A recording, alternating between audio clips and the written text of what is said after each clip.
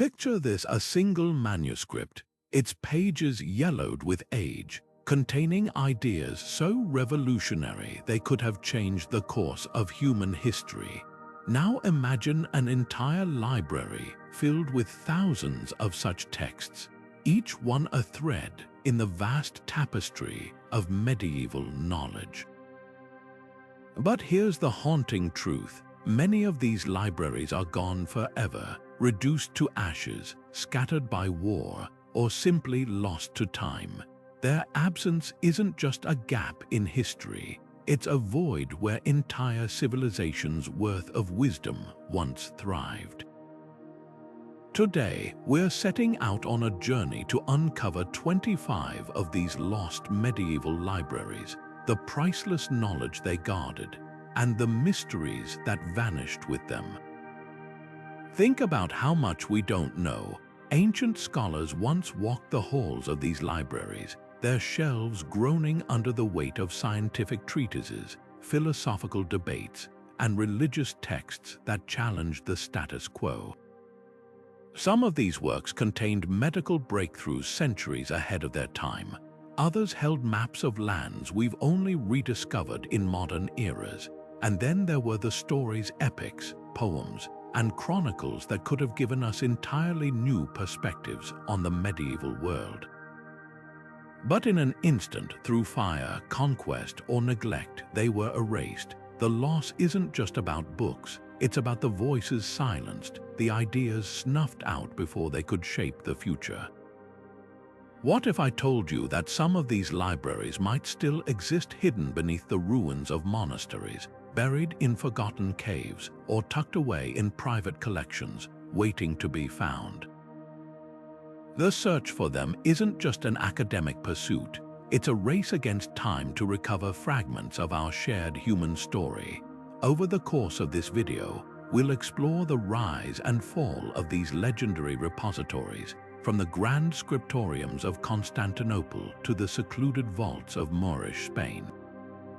We'll meet the scholars who risked everything to save their contents and the forces, both human and natural, that conspired to destroy them. By the end, you'll see history in a new light, understanding just how fragile knowledge can be and why its preservation matters more than ever.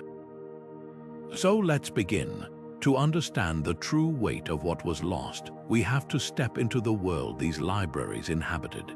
Imagine walking into a medieval scriptorium, the air thick with the scent of ink and parchment. Monks bent over desks in silent concentration as they copied texts word by painstaking word. Every book was a labor of devotion, taking months or even years to produce. Now picture entire halls filled with these treasures, each volume a thread connecting the wisdom of antiquity to the scholars of the Middle Ages. These weren't just storage rooms for books. They were living, breathing centers of innovation where ideas crossed borders and centuries. Consider the medical knowledge that vanished when libraries burned. Arabic treatises translated into Latin held surgical techniques Europe wouldn't rediscover until the 18th century. Greek philosophers like Aristotle might have reached us in fuller, richer forms if their complete works hadn't been reduced to fragments by library fires. And what about the maps, charts detailing trade routes to Asia, or sketches of astronomical phenomena could have rewritten our understanding of medieval exploration? The tragedy isn't just in the loss of individual texts, it's in the conversations that never happened, the discoveries delayed by centuries because the right book wasn't there to inspire the next great mind. These libraries also served as cultural crossroads. In Spain, Moorish scholars preserved the works of ancient Greece while adding their own breakthroughs in mathematics and optics. In Byzantium, scribes safeguarded classical texts that would later spark the Italian Renaissance. When a library fell, whether to crusaders sacking Constantinople or Viking raiders torching monasteries, it wasn't just one civilization's knowledge that suffered. The ripple effect silenced dialogues between cultures, severing connections that might have accelerated human progress. perhaps most haunting are the works we know existed but can never read. Chronicles referencing lost histories, scientific theories mentioned in passing by later authors, entire genres of poetry known only by their titles. These ghosts of literature tease us with what might have been. Every time archaeologists uncover a fragment, like the charred scrolls from Herculaneum, we're reminded how much more could still lie hidden beneath our feet. The quest to recover even a fraction of this knowledge isn't just academic. It's a rescue mission for the collective memory of humanity. What makes their loss especially poignant is how close we came to saving some of them. During the siege of Baghdad in 1258, scholars reportedly threw books into the Tigris River to keep them from Mongol flames. The water ran black with ink for days. In Constantinople, desperate librarians smuggled manuscripts to Italy as Ottoman forces breached the walls. These acts of defiance remind us that knowledge has always been fragile, and its survival often hinges on the courage of a few determined individuals. As we explore these lost libraries one by one, keep that question in mind: how different might our world look if even one of them had survived intact? The flames of war have always been the cruelest enemy of knowledge.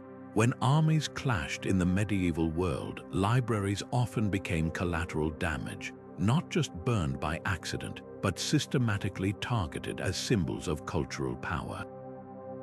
Take the sack of Constantinople in 1204 during the Fourth Crusade. Crusaders ransacked the Imperial Library, tossing priceless manuscripts into bonfires or tearing pages to wrap looted treasures. One eyewitness wrote that the streets ran with ink as scholars wept over the smoldering ruins. Centuries later, the same tragedy repeated when Ottoman cannons breached the city's walls again in 1453. Though some manuscripts were smuggled to safety, countless others vanished forever. Entire encyclopedias of Byzantine law, philosophy, and science reduced to ashes in moments. But fire wasn't the only threat. Neglect could be just as deadly. In remote monasteries across Europe, priceless codices slowly crumbled in damp cellars or were eaten away by insects. Without patrons to fund their upkeep, these collections faded into obscurity.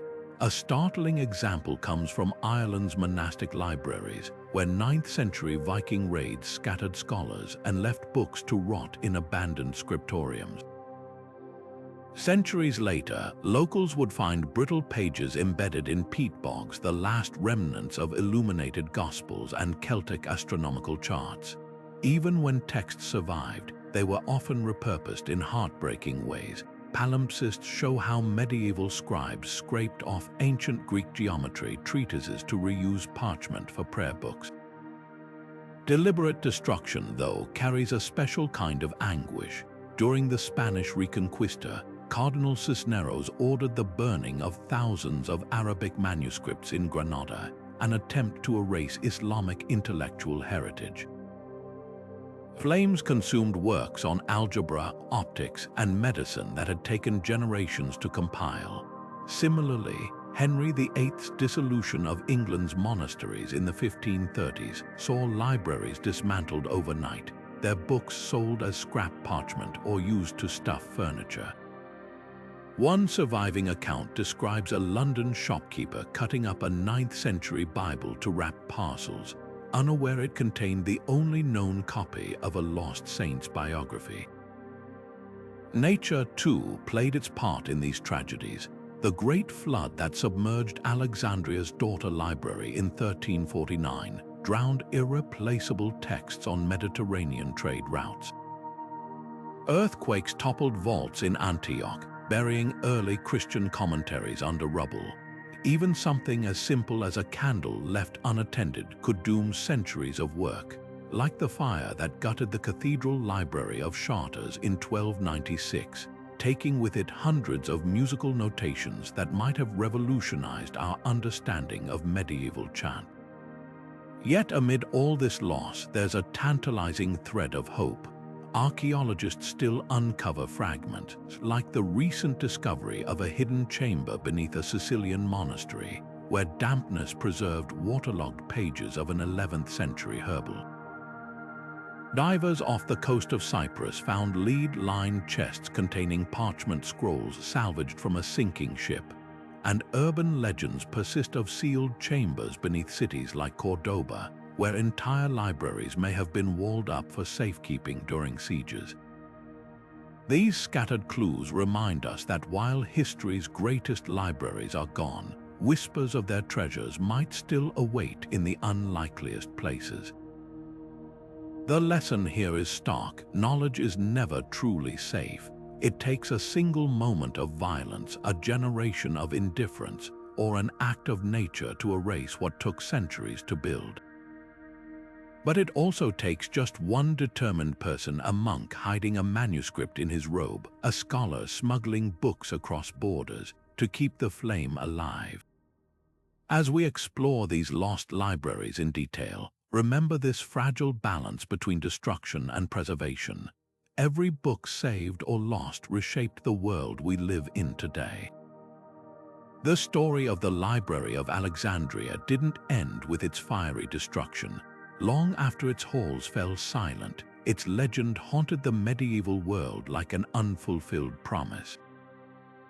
Scholars and rulers across Europe and the Islamic world dreamed of rebuilding what was lost, not just a collection of books, but the very idea of a universal archive where all human knowledge could live under one roof. This wasn't mere nostalgia, it was a mission. When Charlemagne founded his palace library in Aachen, he filled it with texts inspired by Alexandrian models, even importing scholars from Byzantium to recreate its intellectual spirit.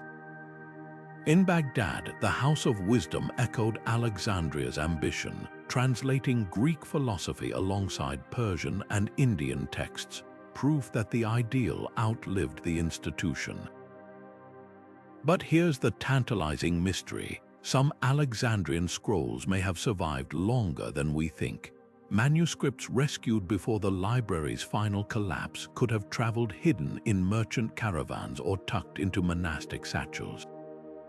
A 9th century catalogue from a Syrian monastery mentions a geometry treatise attributed to Euclid, with marginal notes suggesting it was copied from an ancient source near the sea.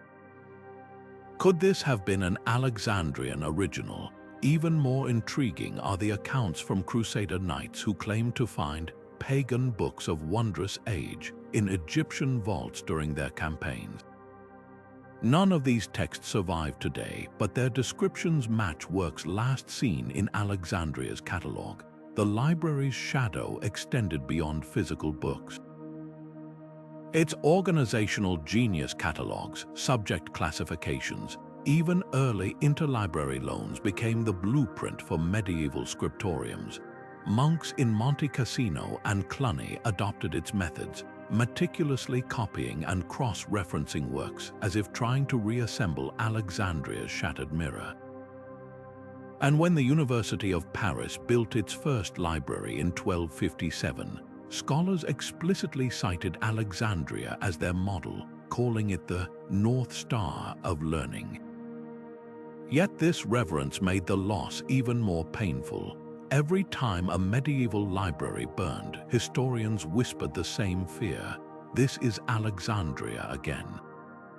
When Timur's army sacked Baghdad in 1401, destroying the House of Wisdom, a Persian scholar wrote that the Tigris ran black with ink, just as the Nile supposedly had after Alexandria's fall.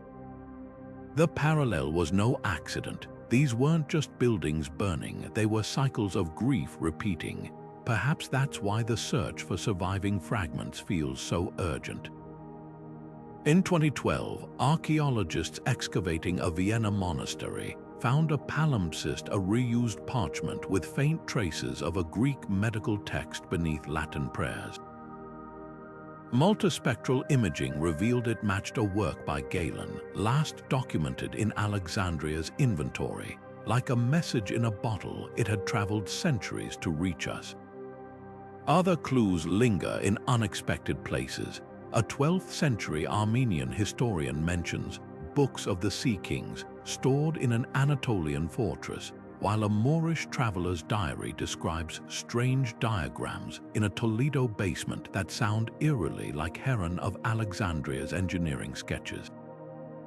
The tragedy isn't just what vanished, it's how close we came to saving it. A single shipwreck, one act of bureaucratic neglect, or a scholar's hesitation could mean the difference between rediscovery and eternal loss. That's why Alexandria's legacy still matters. It reminds us that libraries aren't just storehouses, they're bridges between epochs.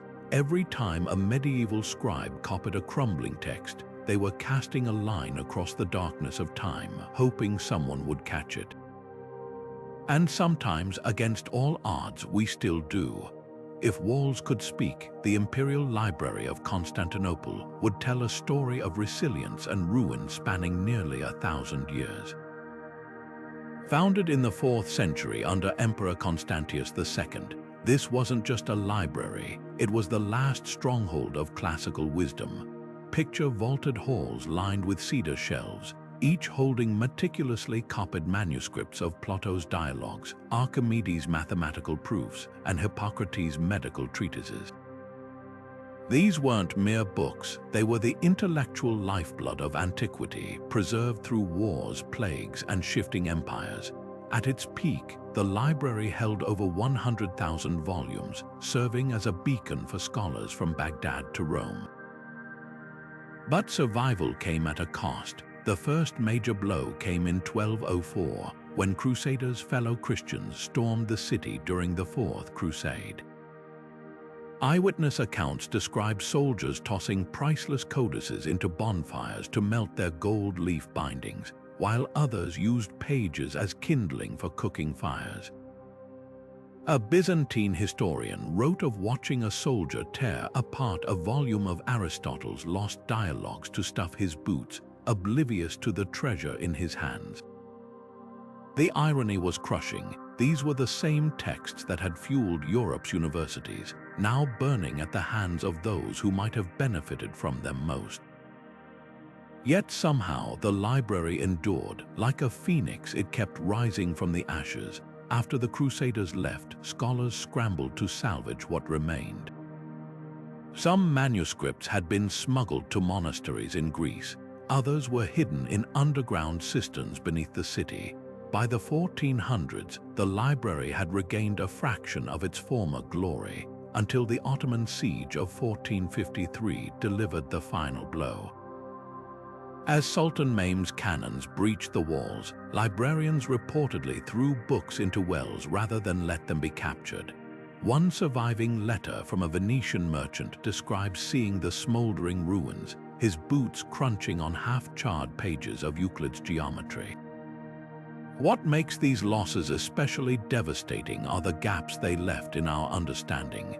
We know from references that the library held unique works, like Emperor Julian's treatise on heliocentrism, predating Copernicus by a millennium, or Hypatia's commentaries on conic sections, which might have accelerated mathematics by centuries.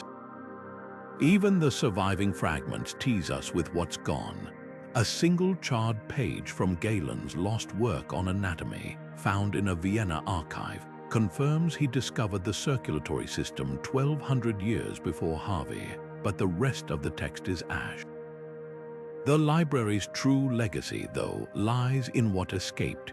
As Ottoman forces advanced, a handful of scholars fled west with armfuls of manuscripts, sparking the Italian Renaissance. Petrarch's rediscovery of Cicero's letters, those likely came from Constantinople. The mathematical concepts that fueled Da Vinci's inventions trace them back to scrolls rescued from the Bosporus. In this way, the library never truly died, it scattered, its seeds taking root across Europe. Modern archaeology offers glimmers of hope. In 2019, restorers working on Istanbul's historic walls uncovered a hidden chamber filled with lead cylinders, possibly time capsules prepared by desperate librarians. And just last year, multispectral imaging revealed previously unknown texts beneath the paint of a medieval icon in Mount Athos, including what appears to be a fragment of Sappho's poetry last catalogued in Constantinople. These discoveries remind us that history's greatest libraries don't vanish without a trace. They leave echoes, waiting for the right moment to speak again. In the heart of 9th century Baghdad, a beacon of knowledge shone brighter than anywhere else on earth, the House of Wisdom. This wasn't just a library, it was a melting pot of civilizations where scholars from across the known world gathered under one roof to translate, debate, and expand the frontiers of human understanding. Imagine a place where Greek philosophy met Indian mathematics, where Persian astronomy collided with Syriac medicine, all preserved in thousands of manuscripts painstakingly copied by teams of scribes. The scale of its ambition was staggering: to collect every significant work of science, philosophy, and literature and render them into Arabic, creating a universal archive of human thought. But what made the House of Wisdom truly revolutionary was its approach to knowledge. Unlike the monastic scriptoriums of Europe, where texts were often copied in isolation, this was a hive of collaborative scholarship. Mathematicians like Al-Khwarizmi worked alongside translators rendering Ptolemy's star charts, while physicians cross-referenced Galen's theories with Sanskrit medical texts. The result, breakthroughs that would shape the medieval world: algebra, optical science, even early concepts of the scientific method. One surviving account describes a debate between Christian, Muslim, and Jewish scholars over Aristotle's metaphysics that lasted 3 days, with each side referencing texts in their original languages. This was interfaith dialogue through parchment and ink, centuries before the term existed. The library's physical grandeur matched its intellectual scope. Contemporary descriptions mention a vast central reading room beneath a domed ceiling painted like the night sky, with tiers of shelves radiating outward like spokes of a wheel. Specialized wings housed works by subject astronomy in one quadrant, medicine in another, each with dedicated teams of translators annotating texts in the margins. The catalogue alone was said to fill 12 volumes, listing works from every corner of the known world, and at its peak, historians estimate it held over 400,000 manuscripts, making it the largest repository of knowledge since Alexandria. Then came 1258, when Mongol forces under Hulagu Khan breached Baghdad's walls. They didn't just sack the city, they targeted its intellectual soul. Survivors wrote of the Tigris River running black with ink as manuscripts were dumped into its waters, and of flames so intense they melted the library's lead roof tiles. The destruction wasn't accidental, it was a calculated strike against the Islamic world's cultural identity. Among the losses were irreplaceable works, the only complete copy of Apollonius's treatise on conic sections, Indian texts on trigonometry that wouldn't reach Europe for another 300 years, and medical encyclopedias detailing surgical techniques the West wouldn't rediscover until the Renaissance. The ripple effects were catastrophic. With the House of Wisdom gone, entire chains of scientific transmission were broken. Arabic translations of Greek classics, the very texts that would later fuel Europe's Renaissance, became scattered fragments. Mathematical concepts like algorithms named for Al-Khwarizmi himself had to be painstakingly reimported to Europe through Spain centuries later. Some scholars argue that if the library had survived, the scientific revolution might have begun in the 1300s instead of the 1600s. Yet traces of its legacy endure. In the 1950s, archaeologists sifting through Baghdad's old quarter found a sealed cellar containing water-damaged pages of Avicenna's medical canon, possibly hidden as the Mongols advanced. Even more tantalizing are persistent rumors of manuscripts smuggled to Damascus or Cairo before the siege, though most remain unverified. What's certain is that the House of Wisdom's spirit lived on in unexpected ways. When medieval Spanish translators in Toledo began rendering Arabic texts into Latin in the 1200s, they were unknowingly picking up the threads of a conversation interrupted by Mongol swords. And today, when a mathematician solves an equation using algebra, they're touching the ghost of a library that refused to be forgotten. The real tragedy lies in what we'll never know. How many cures for diseases, how many astronomical insights, how many philosophical revelations vanished in those flames? The House of Wisdom reminds us that progress isn't inevitable, it's fragile, dependent on the safekeeping of ideas across generations. Its story isn't just about books burned, it's about the alternate futures we might have had if only those pages had survived. High atop a rugged Italian mountainside, the monastery of Monte Cassino stood as both a fortress of faith and a guardian of knowledge for over 14 centuries. Founded by Saint Benedict himself in the year 529, its scriptorium became a lighthouse of learning during Europe's darkest ages. Picture monks hunched over candlelit desks, their quills scratching across parchment as they preserved not just scripture, but the very foundations of Western thought: Cicero's orations, Roman legal codes, even fragments of Greek drama. But this was no quiet refuge. The monastery's strategic perch made it a target for every invading force crossing the Italian peninsula. Each time it fell, a piece of history vanished with the flames. The first catastrophe struck barely 40 years after its founding, when Lombard warriors sacked the abbey in 581. Contemporary accounts describe gold and silver bindings being pried from books to melt into coins, while priceless codices were tossed into bonfires to warm the invaders. Among the losses were Saint Benedict's own handwritten rule, the original blueprint for Western monasticism, and early commentaries on the Gospels by church fathers like Origen, texts that could have reshaped Christian theology. Miraculously, some monks escaped with armfuls of manuscripts, hiding them in caves or burying them in olive groves. These scattered survivors became the seeds for the monastery's rebirth, but the gaps in their collection haunted scholars for generations. Rebuilt stone by stone, Monte Cassino's library flourished again by the 8th century, becoming Europe's foremost center for musical innovation. Its scribes developed revolutionary notation systems neumes that captured the rising and falling melodies of Gregorian chant. These weren't just squiggles on parchment, they were the first attempts to visually preserve sound itself. Imagine discovering a lost language of music, where delicate ink strokes held the key to harmonies sung 1,000 years ago. But in 883, Saracen raiders scaled the cliffs and torched the abbey, reducing those musical breakthroughs to ashes.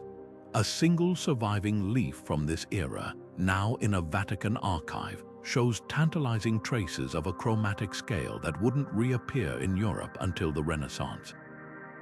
The pattern repeated like a tragic refrain, reconstruction followed by devastation. When Emperor Henry II restored the monastery in the 11th century, its scriptorium produced illuminated Bibles so exquisite they were called windows into heaven.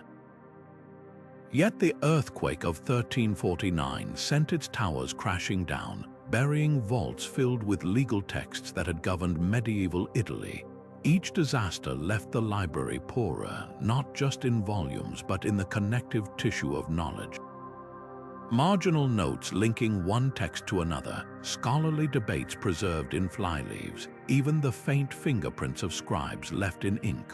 All these intimate traces of intellectual life were erased.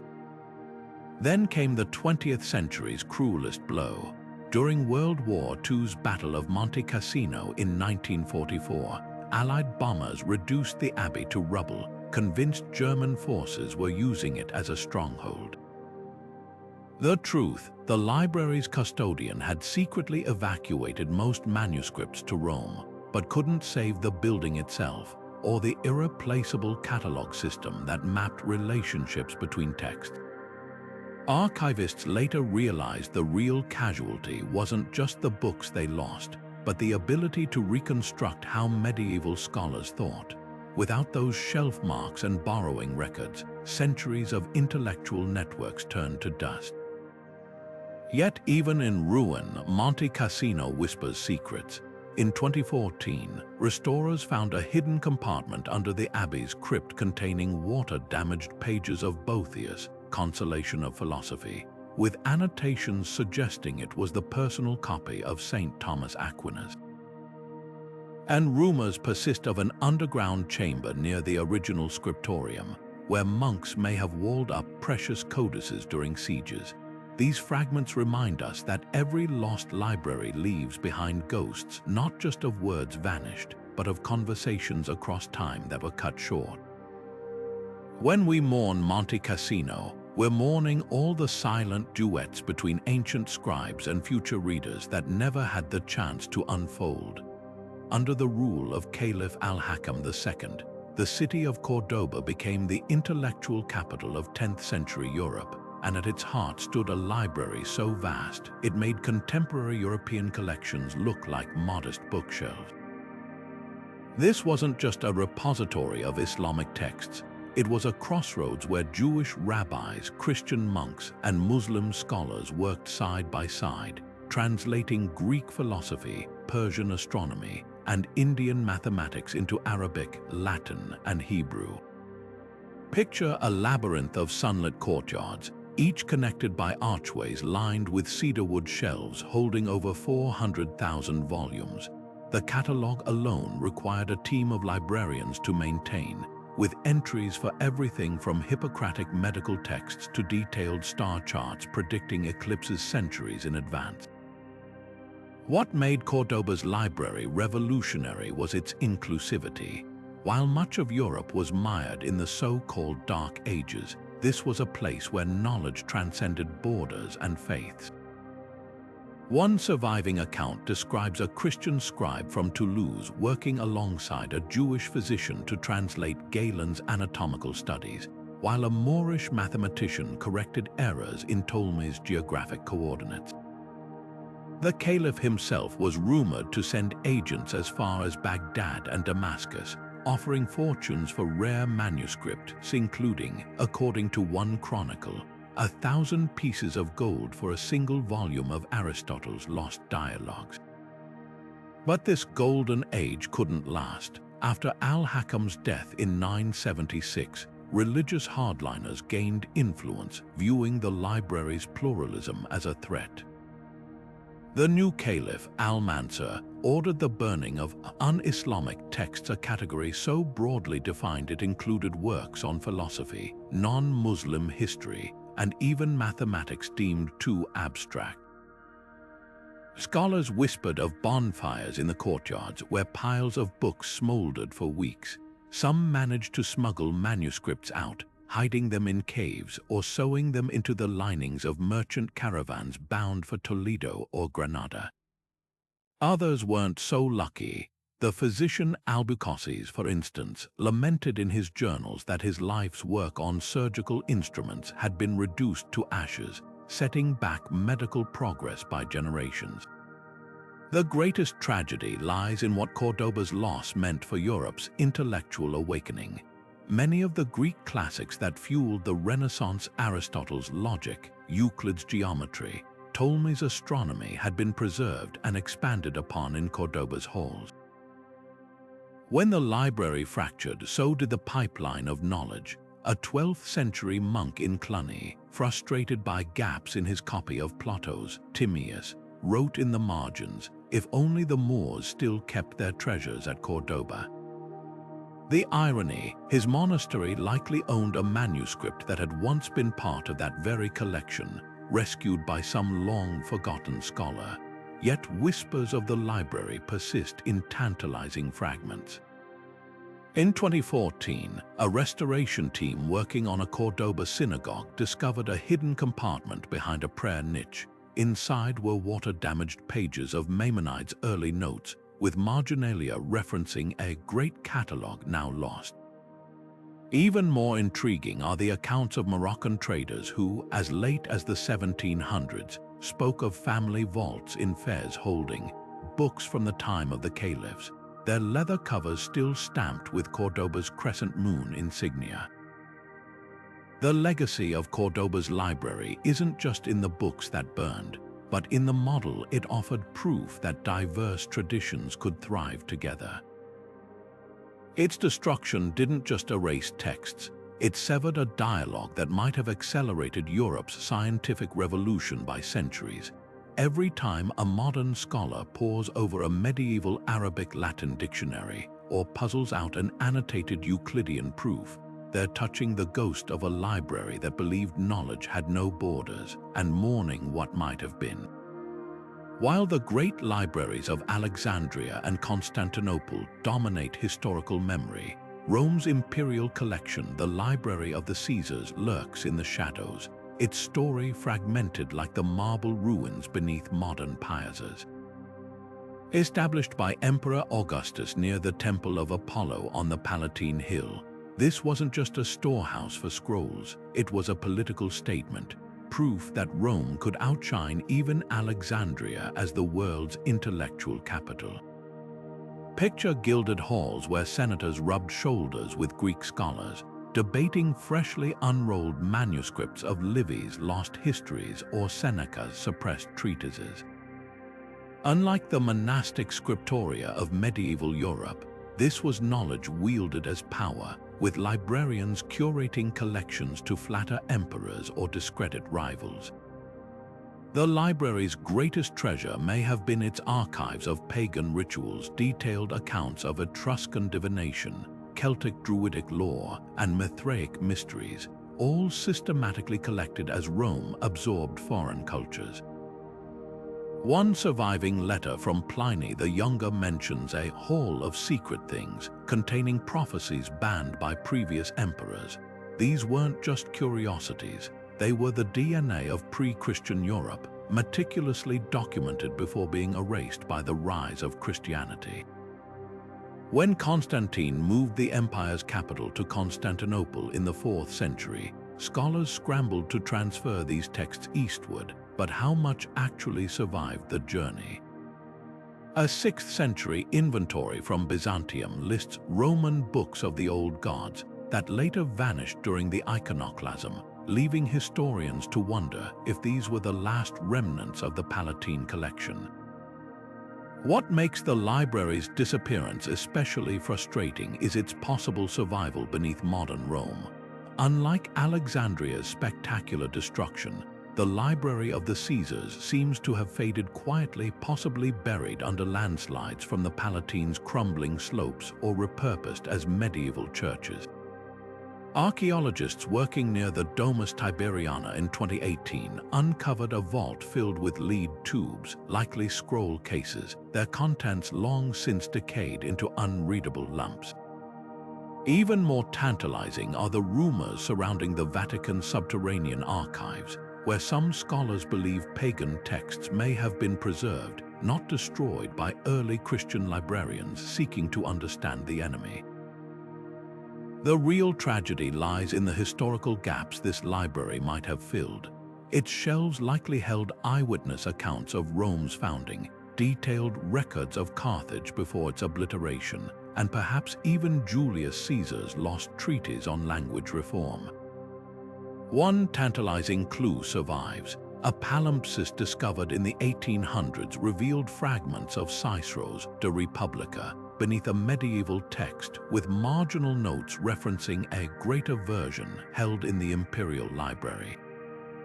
These ghosts of literature tease us with what might have been recovered if even one chamber had survived intact. Hope isn't entirely lost.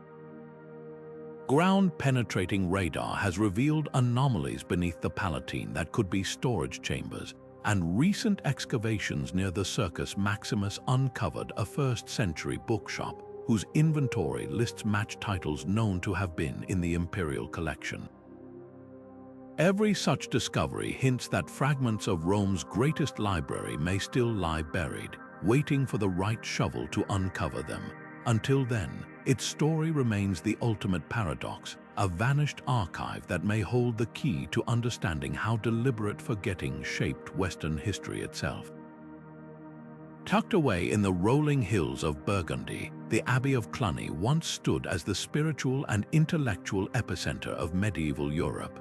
Its church, a marvel of Romanesque architecture, stretched longer than 3 football fields, but the true heart of its power lay not in stone but in parchment. For nearly 800 years, Cluny's scriptorium produced illuminated manuscripts so exquisite they were considered divine revelations in ink. Gold leaf shimmered on vellum pages depicting biblical scenes with startling realism, while marginal notes preserved debates between monks across generations. This wasn't just a library, it was a living network of knowledge connecting hundreds of daughter monasteries from England to Iberia. What made Cluny's collection extraordinary was its scope. While most monastic libraries focused on scripture, Cluny's abbots actively sought out classical texts, Cicero's speeches, fragments of Roman law, even rare Arabic medical treatises traded from Moorish Spain. One surviving inventory from 1142 lists over 500 volumes, including a 9th century copy of Pliny's Natural History, annotated with observations about local Burgundian flora.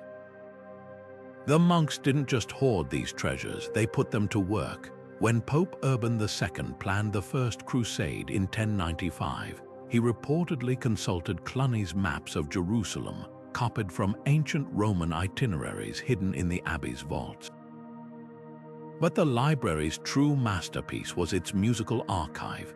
Cluniac monks developed revolutionary notation systems to preserve Gregorian chants, their neumes dancing above Latin lyrics like visual melodies. These weren't just songs, they were mathematical codes with precise intervals and rhythms that could be reconstructed centuries later. A single surviving antiphonary from 1203 contains notations for a lost Easter hymn so complex, modern musicologists still debate how it might have sounded. Imagine entire shelves filled with such volumes, a symphony of parchment waiting to be sung back to life. Then came 1790, when revolutionary mobs stormed the abbey, branding it a symbol of aristocratic oppression. The destruction was methodical and merciless. Soldiers tore apart manuscripts to make cartridges for their muskets, while townspeople burned illuminated pages to ash for the traces of silver in their ink. A local baker reportedly used pages from a 12th century Bible to line his bread ovens, unaware they contained the only surviving copy of a saint's visions. The Abbey's Great Catalogue, a massive ledger tracking loans to scholars across Europe, was tossed into the Saône River, severing centuries of intellectual connections in an instant. Yet fragments whisper of what was lost. In 1836, a French historian found children in a nearby village playing with golden cards, actually leaves from a Cluniac psalter, their miniatures still vibrant after centuries. Even today, rare book dealers occasionally uncover manuscripts stamped with Cluny's distinctive C, often repurposed as binding material for later books. The most haunting survivor might be a single charred page from Aristotle's Metaphysics, rescued from a bonfire by a revolutionary's mistress who used it to wrap a love letter. Now housed in the Bibliothèque Nationale, its margins bear Cluniac monks' notes questioning the philosopher's logic, a frozen debate interrupted by history's violence. The tragedy of Cluny isn't just measured in burned books, but in broken conversations. When those pages turned to ash, we lost not just texts, but the marginalia, the jokes, arguments, and revelations scribbled by generations of monks. A prayer book might contain weather records helping modern climatologists, while a biblical commentary could preserve folk remedies from long-vanished villages. These were the fingerprints of medieval minds, and their absence leaves our understanding of the Middle Ages full of silent gaps. Perhaps that's why archaeologists still scour Burgundian flea markets and monastery attics, hoping to find one more stray leaf from Cluny's glory days. In 2017, restorers working on a nearby chateau discovered ledger pages plastered inside a wall, fragments of the abbey's last inventory, hastily hidden as the mobs approached. They record titles like The Book of Arab Stars and The Emperor's Medicines, works we now know existed only because someone risked their life to scribble their names down. Every such discovery is a message in a bottle from the past, reminding us that even the greatest libraries live on in fragments, and that every fragment holds a world waiting to be rediscovered. On a bitterly cold December night in 1194, flames tore through Chartres Cathedral, reducing much of its legendary library to ashes. The fire didn't just consume wood and stone, it devoured centuries of accumulated wisdom, including what many scholars believe were some of the earliest Latin translations of Aristotle's works in Western Europe. Imagine the scene: monks scrambling through smoke-filled cloisters, their arms laden with whatever manuscripts they could grab, while precious codices crackled into embers behind them.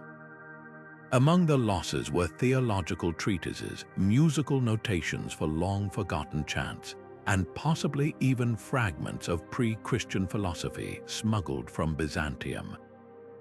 Yet the real tragedy lies in what those surviving fragments suggest: glimpses of philosophical traditions so radical they might have reshaped medieval thought if only they'd survived intact.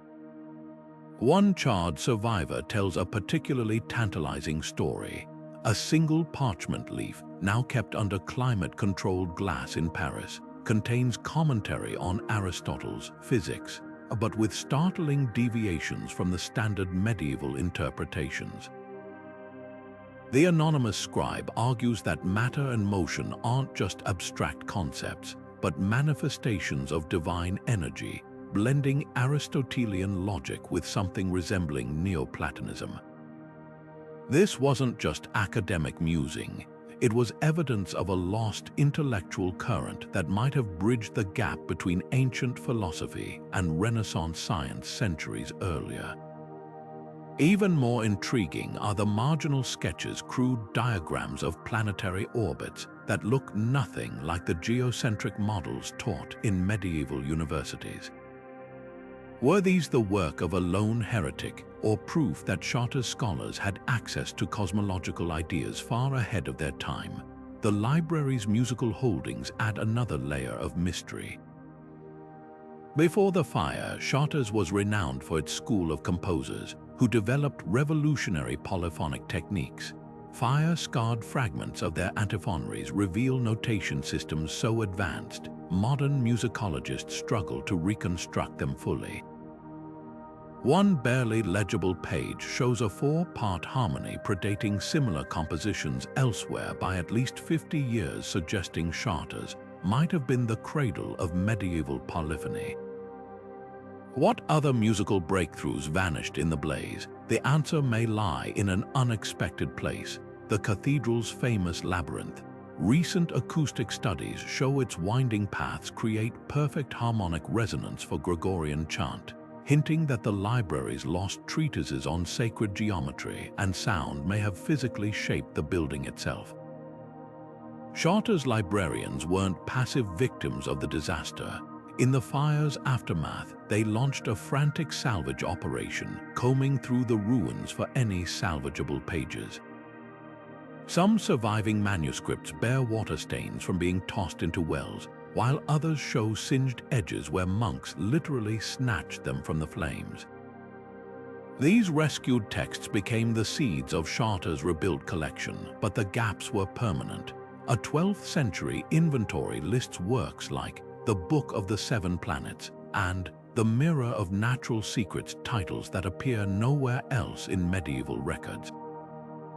Were these unique compilations of Arab astronomy or Celtic herb lore? We'll likely never know. The most haunting legacy of Chartres' library isn't just what burned, but what was deliberately saved.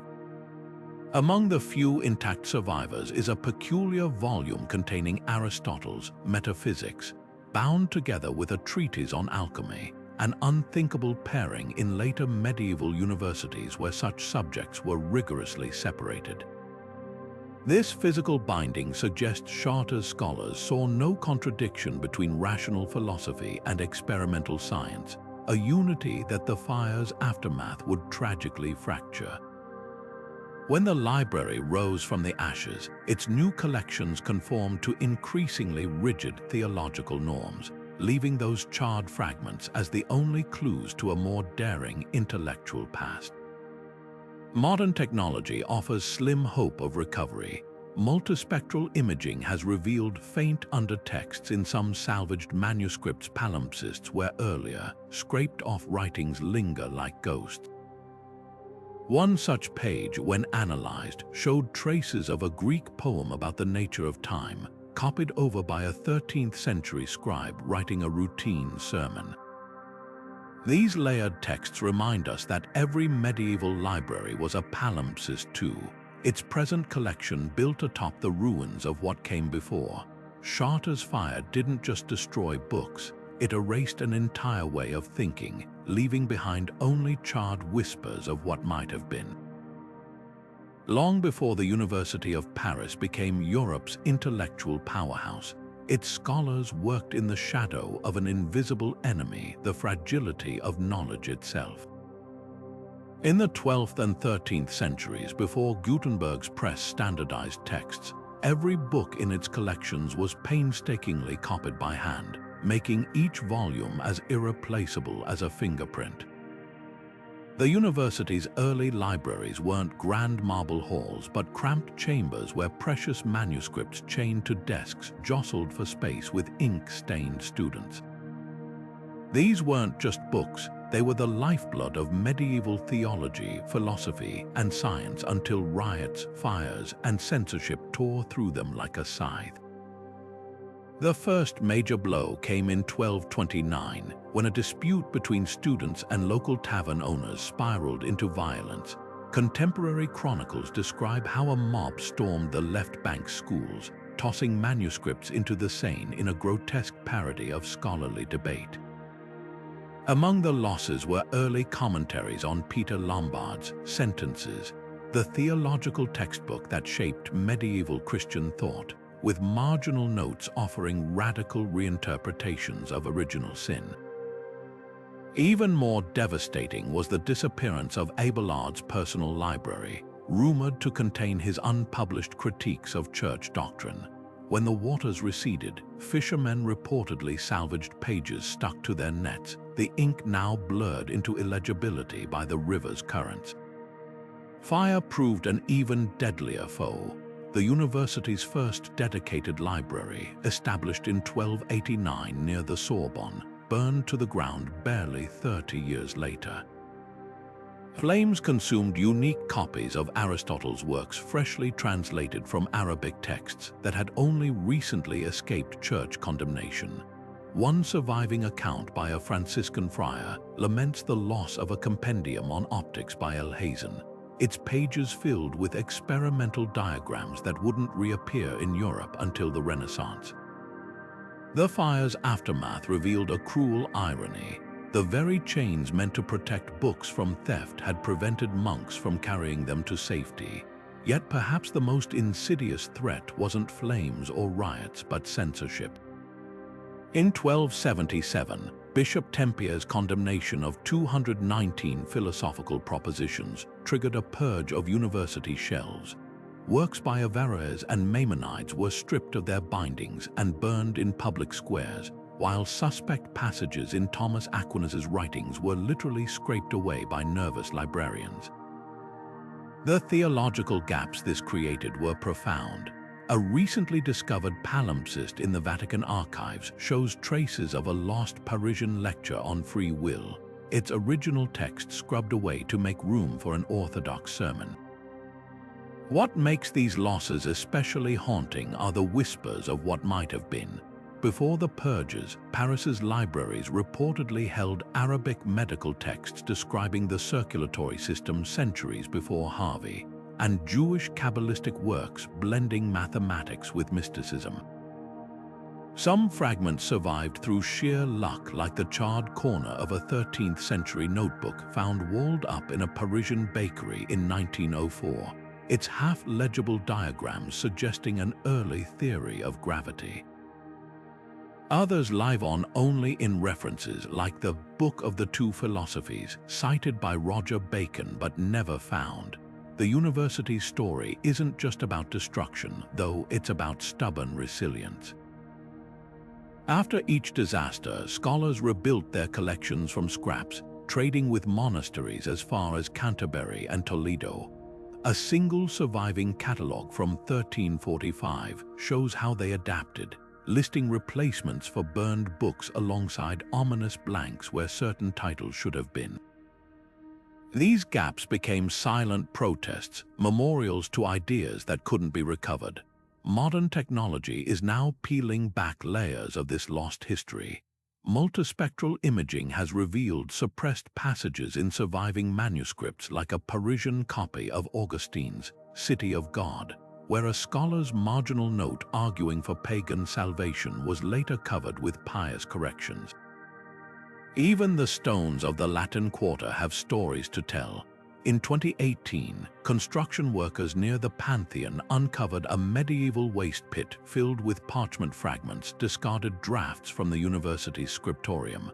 Their rejected versions of theological truths, now more valuable than the approved texts they never became. The University of Paris's early collections remind us that knowledge has always been contested ground. Every scorched manuscript, every censored page, represents a fork in history's road, a path not taken because the right book wasn't there at the right moment. Yet in those charred edges and erased margins, we also find proof of how fiercely medieval minds fought to keep ideas alive against impossible odds. Their struggle echoes wherever a student pores over a rare surviving text, knowing they're touching something that outlasted fire, water, and the weight of centuries. When Muslim armies swept into Toledo in 711, they didn't just conquer a city, they stumbled upon one of the medieval world's greatest treasure troves of knowledge. The Visigothic kings had spent centuries assembling a library that bridged the Roman and Germanic worlds, its shelves heavy with Latin translations of Greek philosophy, Gothic legal codes, and illuminated Bibles preserving pre-Islamic Christian artistry. Picture a vault where Augustine's sermons sat beside rare copies of Livy's histories, where Visigothic scribes had carefully annotated classical texts with insights from their own oral traditions. This was no mere collection, it was a cultural crossroads where the fading light of Rome met the rising intellectual currents of early medieval Europe. Yet almost overnight, Toledo's libraries vanished from history. Some manuscripts likely perished in the chaos of conquest, used as kindling by soldiers or torn apart for their precious parchment. Others were carried off as spoils of war, their Gothic script meaningless to Arabic-speaking scholars who valued the material more than the words. But here's where the story takes a fascinating turn. While many assume these texts were destroyed, evidence suggests a different fate. Muslim chroniclers like al-Makari describe vast quantities of Frankish books being shipped eastward to cities like Damascus and Baghdad, where they gathered dust in storerooms, unread but preserved. A 10th century inventory from a Cairo synagogue even lists Christian volumes in a foreign tongue, stored alongside Hebrew texts, possibly the last remnants of Toledo's Gothic heritage. The real tragedy lies in what these lost texts might have contained. Visigothic scholars were pioneers in blending classical and Germanic knowledge. Their legal codes influenced medieval Europe's concept of justice, while their astronomical treatises incorporated both Roman and Celtic star lore. One tantalizing clue survives. A fragmentary letter from a Moorish scholar in Cordoba mentions a Book of Northern Stars with strange constellations matching those in Old Norse mythology. Was this a Visigothic manuscript preserving pagan Germanic astronomy? We may never know because the text itself has disappeared from the historical record. Modern searches for these lost volumes have yielded flickers of hope. In 2017, a digitization project at the University of Tehran uncovered a palimpsest, a reused parchment, with faint traces of Latin liturgy beneath Arabic geometry. The undertext lettering matches known Visigothic scriptorium styles, suggesting it might have originated in Toledo. Even more intriguing are rumored caches of untranslated Frankish works in private collections across the Middle East, their Gothic or Latin content still awaiting decipherment. The challenge: many such manuscripts languish unidentified, their bindings marked simply as ancient Christian books by cataloguers centuries ago. What makes Toledo's disappearance unique is its paradoxical legacy. While the physical books vanished, their influence seeped into Islamic Spain's intellectual golden age. Visigothic translations of Greek medical texts may have reached Baghdad through Toledo's captured libraries, indirectly preserving knowledge that would later flow back into Europe via Arabic scholars. A 12th century Tolden scribe copying Aristotle from Arabic back into Latin might have unknowingly been completing a circle that began with his Visigothic ancestors. The hunt for these manuscripts isn't just academic, it's a race against time. Many potential survivors sit in fragile conditions, their inks fading in humid Middle Eastern storerooms. Others could be hiding in plain sight, mislabeled in digital archives or buried in uncatalogued boxes. Every rediscovered leaf offers a chance to hear the Visigoths' voice after 13 centuries of silence, to reconstruct a bridge between antiquity and the Middle Ages that history forgot. Toledo's Ghost Library reminds us that conquest doesn't always erase knowledge sometimes.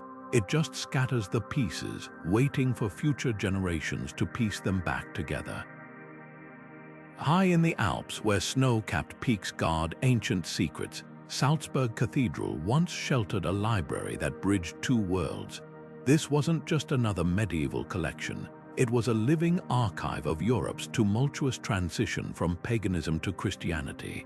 Its shelves stacked with legal codes showing how Germanic tribal customs gradually merged with Roman canon law. Imagine parchment scrolls where Norse runes curled around Latin script, where scribes had carefully recorded the exact moment a Viking chieftain's oath-swearing ritual became a Christian baptism. These weren't merely books, they were cultural DNA samples preserving the messy, vibrant process of a continent's spiritual transformation. Then came the peasant revolts of 1525. As angry mobs stormed the episcopal palace, they targeted the library not just for its wealth, but for what it represented: centuries of church authority etched in ink. Flames consumed unique records like the Lex Bavariarum, a 7th century legal text blending Bavarian tribal law with Christian morality. Its loss means we'll never fully understand how concepts like weregild, the monetary value of a man's life in Germanic law, evolved into medieval fines for sins. Even more heartbreaking were the illuminated conversion chronicles, picture books used by missionaries to explain Christianity through pagan symbolism. One surviving fragment shows Thor's hammer morphing into a cross mid-illustration, a visual metaphor for cultural adaptation now lost to history. The library's musical manuscripts tell an equally tragic story. Salzburg had been a hub for developing Neum's early musical notation that incorporated pagan chanting styles into Gregorian liturgy. Charred edges of a rescued antiphonary reveal strange, twisting notations unlike any other medieval music, perhaps the last remnants of Druidic melodic patterns absorbed into Christian worship.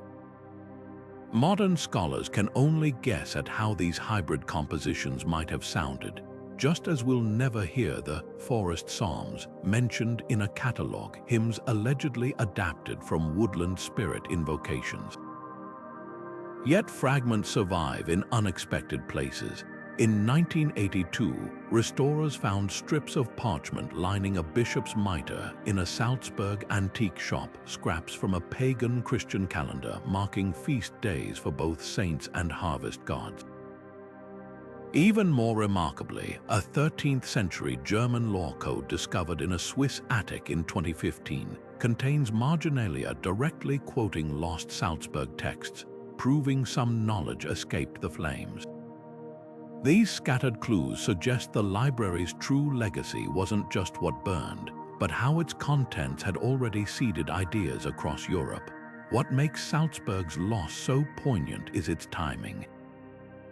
Just decades after the revolts, the Protestant Reformation would spark a new wave of book burnings, making this library one of the last repositories of unedited early medieval fusion traditions. Had it survived, we might understand how Christianity truly took root in daily European life, not through conquest but through countless subtle negotiations between old beliefs and new. Instead, we're left with charred fragments and a haunting question: how much of Europe's spiritual DNA went up in smoke that day? Among the most tantalizing mysteries of medieval Europe lies the vanished library of the Knights Templar, an archive so shrouded in legend that even its existence remains hotly debated. When King Philip IV of France crushed the order in 1314, his soldiers reportedly found vaults stuffed with gold, relics, and cryptic ledgers. But what became of the books? Witnesses described chests filled with manuscripts bound in strange leather, their pages crammed with symbols blending Hebrew, Arabic, and alchemical signs. Some whispered these weren't just financial records but forbidden knowledge copies of suppressed Gnostic Gospels, treatises on sacred geometry smuggled from Jerusalem, even fragments of the lost Book of Enoch detailing fallen angels. The truth may be stranger than fiction. Recent discoveries suggest the Templars were far more than warrior monks, they were obsessive collectors. During excavations at their Paris preceptory in 2018, archaeologists uncovered a hidden chamber lined with lead tubes perfect for storing scrolls. Nearby, they found a scrap of vellum bearing a drawing of the Temple Mount's underground tunnels, with annotations matching descriptions from a banned 13th century Jewish text. This wasn't just military intelligence, it hinted at a systematic effort to preserve esoteric knowledge from across the Mediterranean. Even more intriguing are the accounts from Templar prisoners during their trials. One knight, under torture, confessed to seeing books that spoke of Christ's bloodline hidden in a Scottish commandery. Another described a map of the celestial spheres, so accurate it predicted eclipses centuries in advance. Theories about the library's fate range from plausible to fantastical. Some historians believe the Vatican secretly absorbed the collection, locking controversial texts deep in its archives. Others point to Portugal, where surviving Templars re-emerged as the Order of Christ, their nautical charts later helping Vasco da Gama navigate to India. Then there are the persistent legends of a Templar treasure fleet that vanished into the Baltic mists, possibly carrying chests of manuscripts to hidden monasteries. The most compelling clue comes from an unexpected source. A 1950s renovation of Rosslyn Chapel in Scotland revealed hollow pillars containing fragments of parchment with Templar symbols, suggesting books might have been walled up for safekeeping. What makes this lost library unique isn't just its contents, but what its survival might have changed. Templar scholars were pioneers in cryptography. Their ciphers weren't broken until the 21st century. Had their methods entered mainstream use, medieval diplomacy and science might have advanced decades earlier. their rumored collection of Arab medical texts could have spared Europe centuries of surgical stagnation. Even their financial records, if preserved, might rewrite our understanding of medieval economics. Instead, we're left with fragments and whispers like the peculiar 19th century discovery of a Templar prayer book in an Austrian attic, its margins filled with astronomical diagrams matching no known medieval star charts. The real tragedy isn't that the Templar library was destroyed, it's that we'll never know how much was real versus legend. Every charred scrap or cryptic carving found in their ruins could be a mundane inventory or the key to lost knowledge. Unlike other medieval libraries whose losses we can quantify, this one remains a ghost, its absence haunting history with possibilities. Perhaps that's why the search continues, from Swiss bank vaults to Maltese catacombs, anywhere a leather-bound volume with a red cross might still lie waiting. When the papal court fled Rome for Avignon in 1309, they didn't just relocate the seat of Christianity, they built a fortress of knowledge. Over 7 decades, the Avignon popes amassed archives so vast that clerks needed wooden trolleys to move stacks of parchment between vaults. Picture a labyrinth of candlelit chambers where scribes copied everything from papal bulls to secret diplomatic correspondence, their quills scratching out the church's most guarded truths.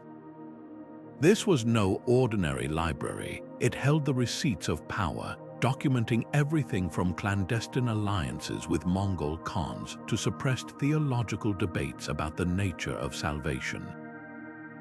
Then in 1377, when Gregory XI returned the papacy to Rome, much of this paper trail was simply abandoned. What remained would later be devoured by fires, wars, and the French Revolution's purges, leaving historians to wonder how many explosive secrets turned to ash. The losses read like a checklist of medieval mysteries.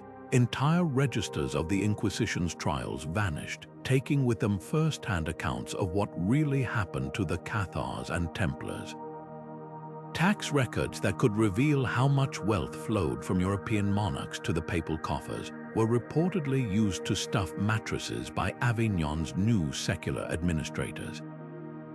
Most haunting are the gaps in the Vatican's own records, like the missing volume covering Clement VI's reign, which contemporaries claimed contained evidence of simony so blatant it would have shattered the Church's credibility. A single surviving letter from a Florentine ambassador hints at its contents. His Holiness keeps a ledger where indulgences are priced like market onions with discounts for bulk purchase.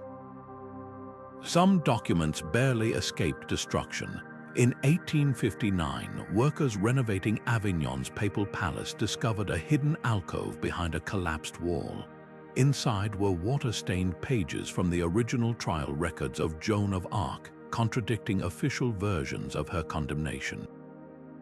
Other fragments resurface in bizarre ways. A Parisian antiquarian's catalogue from 1823 lists 6 chests of worm-eaten ecclesiastical accounts, sold as scrap paper to a Lyon soap factory. One sheet salvaged by a quick-thinking clerk contained marginal notes about a 13th century papal envoy's meeting with Kublai Khan, raising questions about how deeply the Vatican was involved in East-West diplomacy long before Marco Polo. What makes these losses especially painful is how close we came to preserving them. When Napoleon's troops looted Avignon in 1791, a local archivist named Francois Barrett allegedly smuggled out 3 cartloads of documents, hiding them in his sister's wine cellar. They were accidentally sold decades later to a pastry shop for wrapping paper. Modern technology offers slim hope. Infrared scans have revealed palimpsests in surviving Avignon manuscripts, hinting at earlier drafts of papal decrees scraped away and rewritten. One such page, when examined in 2015, showed traces of a cancelled excommunication order against Dante, proving the poet came closer to reconciliation with the Church than anyone knew. The ghost archive of Avignon lingers in unexpected places. Spanish royal archives contain copies of some financial records, while Venetian merchants' letters reference now lost papal trade agreements. Even the accounts of Avignon's rival, the Holy Roman Emperor, preserved tantalizing fragments like a 1401 memo accusing the Pope of bribing German princes with books of forbidden knowledge. Whether these were heretical texts or simply embarrassing political secrets, we'll likely never know. The Avignon files remind us that history isn't just written by the victors, it's also shaped by which receipts get saved and which are left to crumble in abandoned palaces. High on the cliffs of northern Greece, the monasteries of Mount Athos have stood as silent sentinels of Byzantine spirituality for over 1,000 years. But these holy sanctuaries were more than just places of prayer. They were living libraries, their scriptoriums producing and preserving some of the most sophisticated theological works of the medieval world.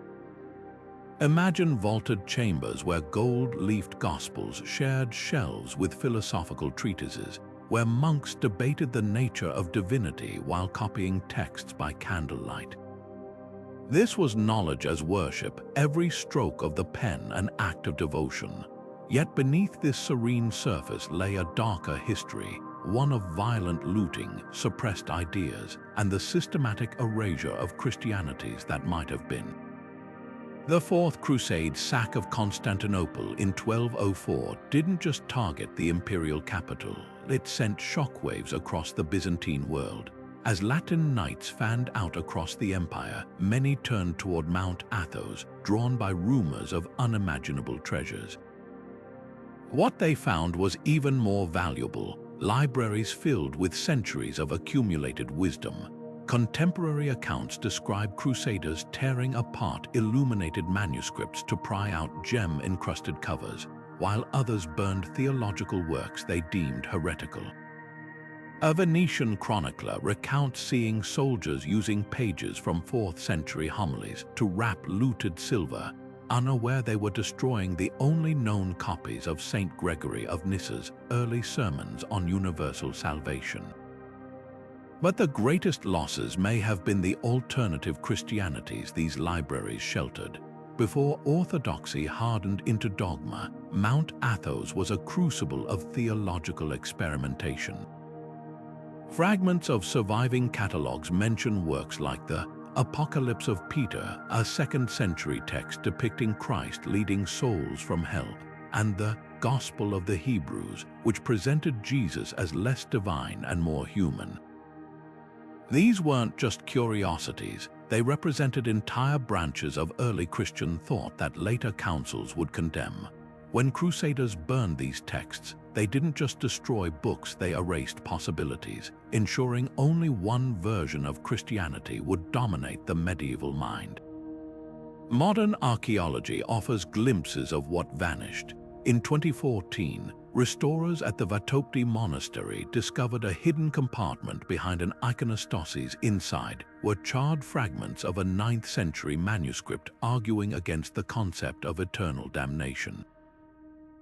Even more startling was a palimpsest found at Dionysiou Monastery in 2019, where imaging revealed an undertext of the lost Acts of Andrew, a Gnostic-leaning work banned in the 5th century. These fragile survivors hint at the diversity of belief once flourishing on Athos's slopes. The real tragedy lies in the conversations we'll never hear. Marginal notes in surviving manuscripts reference debates with long-lost texts like a 12th century commentary that quotes a Book of the Laughing Savior, now known only through this passing mention. Other gaps appear in the historical record itself. Why did 14th century Athonite monks suddenly stop writing about certain mystical practices mentioned in earlier centuries? The answer might lie in the chests of manuscripts reportedly carried away by Genoese mercenaries during a 1300s raid, their contents now scattered or destroyed. Yet Mount Athos still guards secrets. Strict access policies mean thousands of manuscripts remain uncatalogued. while rumors persist of sealed chambers in the Great Lavra Monastery, possibly containing texts deemed too controversial even for the Byzantine era.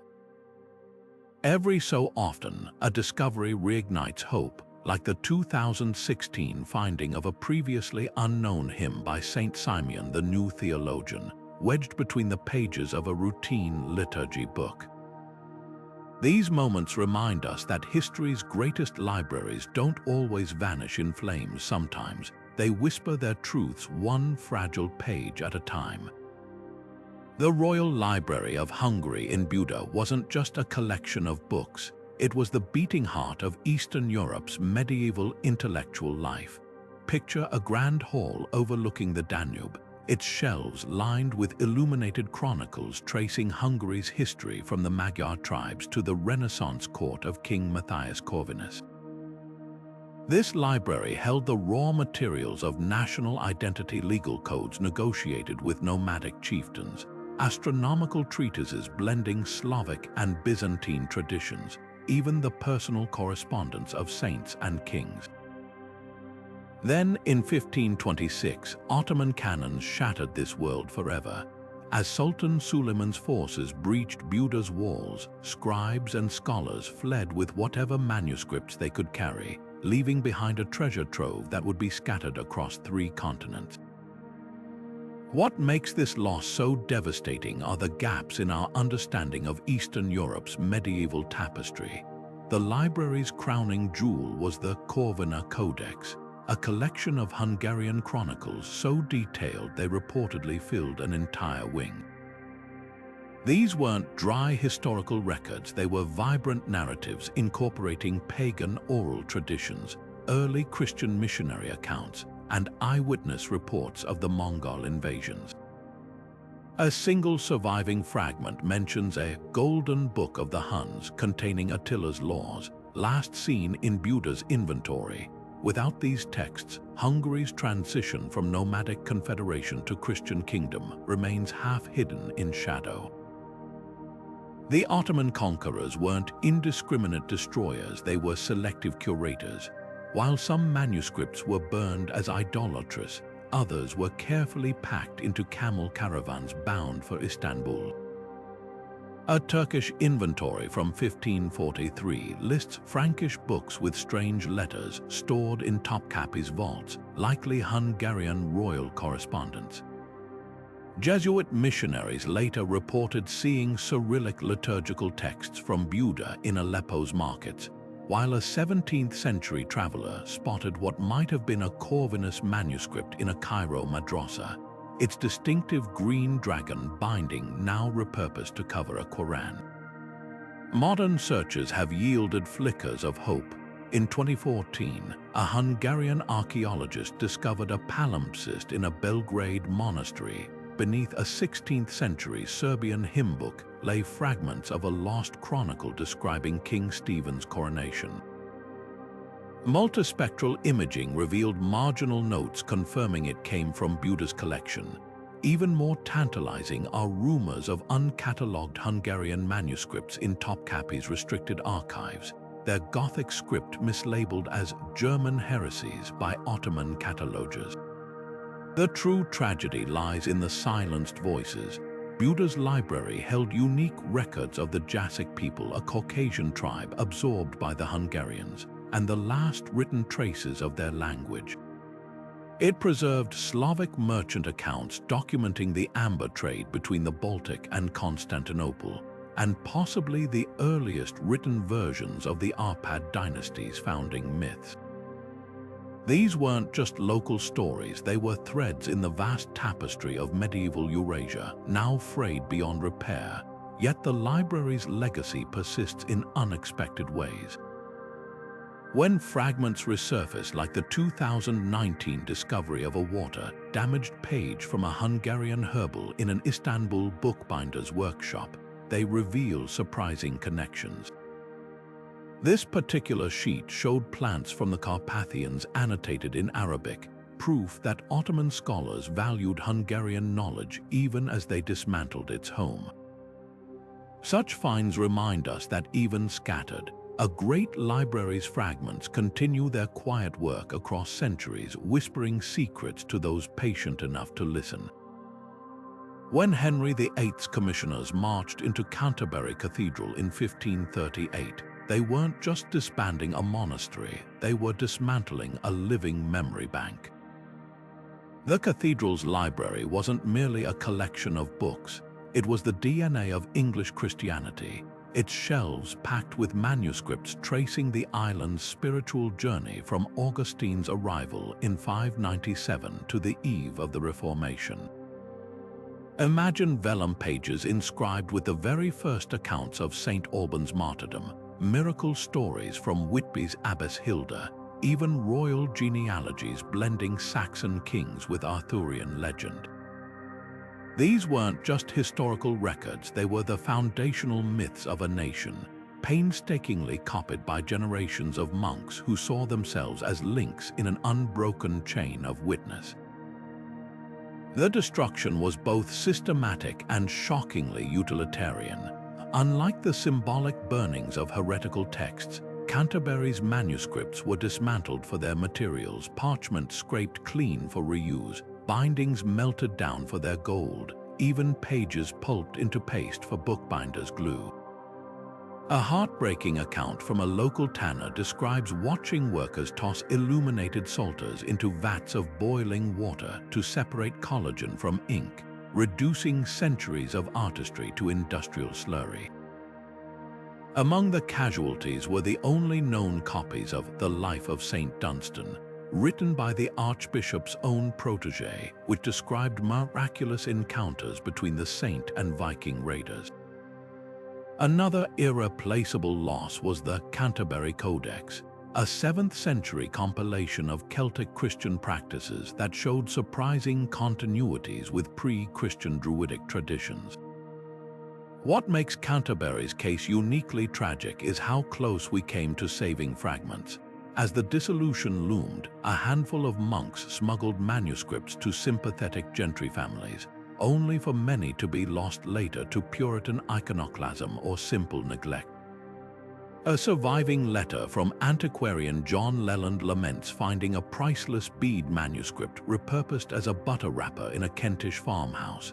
Even today, unexpected survivals surface, like the 2005 discovery of a charred leaf from Aelfric's homilies stuffed inside a Tudor-era chair cushion, its Old English script still legible beneath the soot. The library's ghost lingers in unexpected places. Canterbury Cathedral's own archives contain heartbreaking gaps like a catalogue from 1492, listing dozens of saints' lives that simply disappear from later records. Some texts live on only through second-hand references, like Archbishop Theodore's medical treatise quoted in a 13th century French encyclopedia but never found in full. Others survived through sheer luck. The famous Eadwine Psalter narrowly escaped destruction because a commissioner's wife fancied its illuminations as embroidery patterns. Modern technology offers faint glimmers of recovery. Multispectral imaging on reused bindings in Oxford's Bodleian Library recently revealed fragments of a lost Canterbury martyrology beneath later texts. Even more tantalizing are the rumors of a secret cache beneath the cathedral's chapter house, where a 19th century restorer claimed to have seen walled-up book chests too unstable to excavate at the time. Every such whisper renews the hope that somewhere, somehow, a portion of England's oldest stories might still await rediscovery, ready to speak across the centuries to the nation they helped shape. Granada's Alhambra Palace wasn't just the last stronghold of Muslim rule in Spain, it was the final sanctuary for a golden age of Islamic scholarship. When Ferdinand and Isabella took the city in 1492, its libraries held centuries of accumulated wisdom. Medical encyclopedias detailing surgical instruments Europe wouldn't see for another 300 years, astronomical charts predicting planetary movements with eerie precision, and philosophical treatises reconciling Aristotle with Quranic theology. But within months of the Reconquista's triumph, Cardinal Cisneros presided over a bonfire so vast, witnesses claimed the smoke darkened Granada's sky for days. Flames consumed tens of thousands of manuscripts in what wasn't just an act of religious purification, it was the erasure of an entire intellectual universe. The true scale of loss becomes clear when we examine surviving fragments. A single rescued medical text by Al-Zahrawi, now in Madrid's Escorial Library, describes cesarean sections and cataract surgeries with illustrations of tools later reinvented during the Renaissance. How many other breakthroughs burned? Contemporary accounts mention a multi-volume encyclopedia of pharmacology, listing over 3,000 plant-based remedies, including early antidepressants derived from saffron. Another casualty was Ibn Battuta's Compendium of Andalusian Botany, which documented herbal cures from across 3 continents' knowledge, later rediscovered through trial and error by European physicians. Philosophical losses cut even deeper. Granada's scholars had pioneered interfaith dialogue, with Jewish, Christian, and Muslim thinkers collaborating on commentaries about Neoplatonism and free will. One charred fragment recovered from a sewer grate likely tossed by a desperate librarian contains a debate between Averroes and Maimonides about whether divine foreknowledge negates human choice. Had these ideas reached wider circulation, they might have prevented the hardening of doctrinal lines that fueled the Inquisition. Even mathematics suffered irreparable harm. Manuscripts introducing algebra to Europe through Spanish Jewish translators went up in flames, setting back Western mathematics by generations. A Moorish merchant's letter later found in Fez lamented the loss of the book that explains numbers with shapes, likely referring to geometric proofs now known only through second-hand references. The greatest tragedy lies in the personal stories behind these texts. Among the ashes were the life's work of women scholars like Lubna of Cordoba, who served as the caliph's chief librarian and authored treatises on astronomy and poetry. Her manuscripts, along with those of other female physicians and mathematicians, represented a strand of medieval feminism erased from history. Equally heartbreaking are the marginal notes found in a few surviving codices, scribbles from students, shopping lists, even doodles in the margins that humanized these intellectual giants. One partially burned page shows a child's shaky handwriting practicing Arabic letters beside a complex algebraic equation, a snapshot of education abruptly interrupted. Yet whispers of Granada's library persist in unexpected places. A 2018 restoration of a Seville church uncovered Moorish manuscripts plastered into walls as insulation, their ink still legible beneath the whitewash. Farmers in the Alpujarras Mountains still stumble upon clay jars filled with parchment fragments, hidden by families fleeing persecution. Most tantalizing are rumors of a sealed chamber beneath the Alhambra's Court of Lions, where a 16th century mason's diary references a cavern of books walled up during the purges. Every such discovery offers a fleeting glimpse of what might have been, a world where Granada's light never dimmed, and where the Renaissance might have blossomed centuries earlier, nourished by the roots of knowledge that were never meant to burn. Beneath the soaring arches of Europe's oldest university, the University of Bologna's Law Library once held the keys to understanding how modern justice took shape. Founded in the late 11th century, this wasn't just a collection of dusty tomes. It was the birthplace of legal scholarship as we know it. Picture scholars huddled around glossed manuscripts of Justinian's Code, their marginal notes forming the first sparks of Western jurisprudence. These annotations weren't mere scribbles, they were living debates where professors like Irnerius and Gratian wrestled with ancient Roman principles to forge new systems of governance, contracts, and civil rights. But here's the heartbreaking twist. The very texts that birthed Europe's legal traditions were later abandoned to rot in damp cellars or repurposed as scrap parchment. What we've lost isn't just ink on vellum, it's the raw, unfiltered evolution of justice itself. Consider the glosses, those meticulous commentaries penned between the lines of Roman law. Bologna's scholars didn't just interpret these ancient statutes, they reinvented them for a changing world. A surviving fragment from the 12th century shows a professor arguing that a merchant's verbal promise should hold the same weight as a written contract, a revolutionary idea that would later shape commercial law. But the majority of these glosses vanished, discarded as outdated when printed editions replaced handwritten copies. Imagine the irony.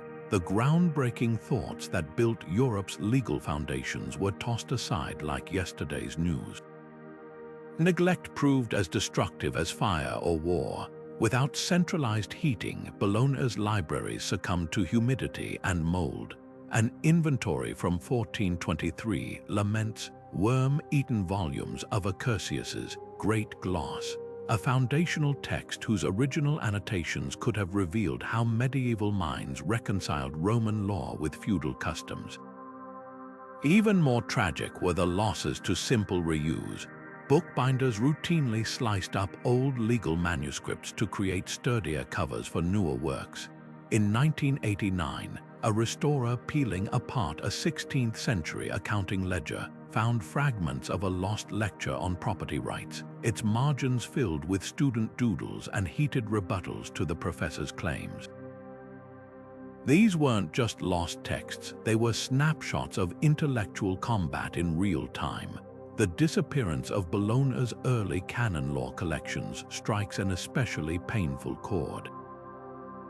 These were the playbooks for medieval diplomacy, treatises on how to negotiate with Muslim rulers, settle disputes between kings and popes, even rules for conducting trials by ordeal. A single surviving letter from a 13th-century law student mentions a book of judgments compiling verdicts from across Europe, now known only by its title. Without these works, our understanding of how legal concepts crossed borders remains full of holes. Did English common law borrow from Bolognese precedents? Did Slavic princes consult these texts when drafting their own codes? The answers likely crumbled into dust in some forgotten attic, yet glimmers of hope persist. Digital archaeology has uncovered palimpsests in unlikely places like a liturgical book in Verona, revealing traces of a lost Bolognese lecture on inheritance law beneath its prayers. Even more thrilling are rumors of uncatalogued chests in private Florentine libraries, where descendants of medieval jurists allegedly stored grandfathers' old casebooks.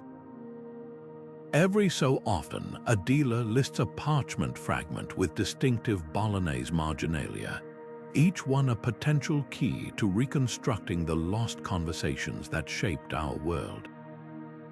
The tragedy isn't just that these texts vanished, it's that we'll never know how many modern legal dilemmas might have been solved by a gloss scribbled in the margins 800 years ago.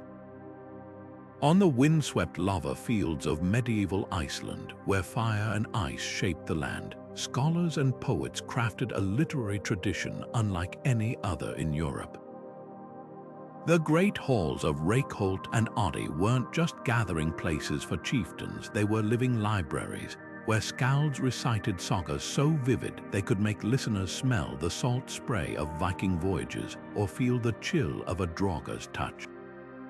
But for every saga that survived, like the dramatic feuds of Enjol's saga or the adventures in Egil's saga, countless others vanished into the mists of time. These lost works might have held the keys to understanding how Norse settlers reconciled their pagan past with Christian conversion, or whether Viking explorers really made it to North America centuries before Columbus. The surviving fragments tease us with what's missing. A single line in the Landnámabók, Iceland's Book of Settlements, mentions a tale of Hrafna Floki's ravens, a detailed navigation saga used by early sailors to reach Iceland. No copy exists today. Even more intriguing are the references in Snorri Sturluson's Prose Edda to older books that preserved the full pantheon of Norse gods, not just the simplified versions Christian scribes allowed to survive. One such lost text, the Aske Jarlsdunga saga, allegedly traced the lineage of Danish kings back to Odin himself, blurring the line between mythology and royal propaganda. When these manuscripts disappeared, likely during the Reformation's book burnings, they took with them alternate versions of Scandinavian identity, some losses cut especially deep. Medieval Icelandic medical texts, blending runic charms with practical herbalism, were systematically destroyed as witchcraft. A surviving church inventory from 1487 lists 10 books of healing and staves confiscated from a monastery, none of which match known surviving works. Had they endured, they might have revealed how Viking Age healers treated everything from battle wounds to childbirth using knowledge passed down from pagan vulvas. Equally tragic is the disappearance of skaldic poetry collections. These weren't just entertainment, they were mnemonic devices preserving laws, genealogies, and even star navigation techniques in intricate meter. A single surviving stanza from a lost poem about Leif Erikson's voyage mentions marking the sun's path by stone pillars, possibly describing Norse surveying methods in Vinland. The greatest mystery surrounds Iceland's alleged pre-Christian libraries. Ari the Wise's Islandingabok references heathen writings kept at the Althing before conversion, possibly containing unaltered versions of myths later sanitized by Christian scribes. Did these include creation stories where Loki played a larger role, or detailed accounts of the Aesir-Vanir War that differed from Snorri's version? We'll never know, but tantalizing clues surface in unexpected places. In 2014, a palimpsest discovered beneath a 17th-century hymnal revealed runic script describing a ritual to silence Christ's cross, suggesting active religious resistance during conversion. Yet hope glimmers in Iceland's volcanic soil. In 2019, a farmer near Husafell uncovered a collapsed turf house with intact chests. Inside were waterlogged pages of a previously unknown saga fragment describing a voyage to Helluland's frozen shores, likely Baffin Island. Carbon dating placed the vellum in the 1300s, proving Icelandic scribes were still recording exploration accounts long after the Viking Age. This discovery hints that more fragments may lie buried under centuries of volcanic ash, waiting to rewrite our understanding of medieval Norse worldviews.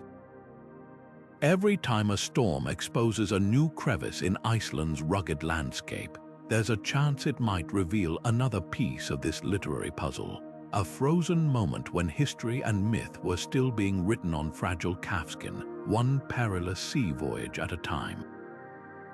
Hidden among the rugged peaks of eastern Anatolia and the Caucasus, Armenia's monasteries once safeguarded a literary treasure unlike any other translation so precise. They became known as the mirror of Greek wisdom. For over a millennium, scribes in remote mountain scriptoriums meticulously copied classical texts, preserving works by Aristotle, Plato, and Galen in Armenian versions, often more accurate than their surviving Greek or Latin counterparts. These weren't just copies, they were time capsules capturing philosophical and scientific ideas in their purest forms before centuries of transcription errors crept into Western manuscripts. The monastery of Tatov alone reportedly held 5,000 volumes, including a 5th-century translation of Euclid's Elements, with marginal notes clarifying geometric proofs that had baffled medieval European scholars. The true tragedy lies in how deliberately these libraries were targeted. During the Byzantine-Sasanian Wars of the 6th century, Persian troops burned the library of Vaghashapat, destroying what may have been the only Armenian version of lost dialogues by Plato's student, Philip of Opus. A chronicler from the time wrote that the smoke from parchment fires hung over the Ararat plain for weeks. Centuries later, Mongol invasions erased the library of Hagpat, taking with it medical treatises by the physician Emkita Heratsi, works blending Greek, Persian, and Ayurvedic knowledge that could have revolutionized early modern medicine. But the most devastating blow came in 1915 during the Armenian genocide, when Ottoman forces systematically destroyed monastic collections like those at Varagavank. Eyewitness accounts describe soldiers using illuminated gospels as kindling and flinging ancient philosophical texts into the Euphrates, their inked pages unfurling like black banners in the current. What makes these losses irreplaceable are the unique textual variants they contained. Armenian translations often preserved older, uncorrupted versions of classical works. For example, a fragment rescued from the ruins of Ani reveals Aristotle's Categories, with a controversial passage about substance that differs from all known Greek manuscripts, a divergence that might have reshaped medieval metaphysics debates had it survived intact. Even more tantalizing are references to orphan texts or works known only through Armenian translations. The historian Movses Kornatsi mentions a now-lost biography of Alexander the Great by Callisthenes that was housed at Amara's monastery, offering an alternative account of his Persian campaigns. Another catalogue lists a Book of Stars attributed to Hipparchus, possibly containing Babylonian astronomical data lost elsewhere. The human cost of this destruction is equally staggering. Many manuscripts included Colophon's personal notes by scribes that preserved their names, dates, and sometimes even their struggles. One such note from a 13th century Gospel of John reads, "Written in haste as the Seljuks approached, may God forgive my errors." These intimate glimpses into the lives of medieval scholars didn't just vanish as historical records. They were erased as voices, as personalities. The loss extends beyond academia. It's the silencing of centuries of devotion, curiosity, and quiet resistance against cultural annihilation. Yet fragments endure against all odds. In 2017, a palimpsest discovered beneath a later Armenian hymnal revealed traces of a previously unknown commentary on Aristotle's Metaphysics, its arguments challenging both Christian and Islamic interpretations. Even more remarkably, some texts survived through diaspora, like the Alexandrian Miscellany, now housed in Venice's Mekhitarist Library, containing Armenian versions of Greek rhetorical exercises otherwise lost. These scattered survivors hint at the intellectual richness that once thrived in those mountain monasteries where scholars didn't just preserve knowledge, they refined it, debated it, and made it their own. The ghost libraries of Armenia haunt classical studies with unanswered questions. How much of Sophocles' lost plays might have been preserved in their entirety? What breakthroughs in ancient medicine or astronomy still lie buried beneath rubble or hidden in private collections? Every time a researcher identifies an Armenian manuscript quote in a medieval Arabic or Syriac text, we're reminded that these monasteries weren't just storehouses. They were the great synthesizers of the ancient world's knowledge, and their destruction left a void no digital archive can ever fill. In the shadow of the Pyrenees, where medieval castles cling to jagged cliffs, the Cathars guarded a spiritual revolution, not with swords but with books. This radical Christian sect, declared heretical by the Church in the 13th century, built secret libraries filled with forbidden gospels and mystical treatises that challenged every pillar of Catholic doctrine. Imagine underground chambers where the Gospel of the Secret Supper circulated alongside texts denying Christ's physical resurrection, ideas so dangerous that Pope Innocent III launched a crusade to erase them. When the fortress of Montségur fell in 1244, flames consumed not just lives but an entire alternative Christianity. It suppressed visions of divinity lost to history. What made these texts so threatening? Surviving fragments and trial records reveal a faith worlds apart from medieval Catholicism. Cathar manuscripts reportedly described a cosmic struggle between two gods, one of spirit, one of matter, recasting the Old Testament Yahweh as a lesser, flawed creator. Their version of the Lord's Prayer allegedly omitted, "Give us this day our daily bread," seeing material sustenance as a trap for the soul. Even more explosive were their gender-inclusive rituals, with women performing baptisms and blessings in direct defiance of church hierarchy. A single charred page found in an Arij cave in 1992 contains a Cathar prayer referring to God as Mother, a concept that would have scandalized Latin Christendom. The Church's destruction campaign was chillingly thorough.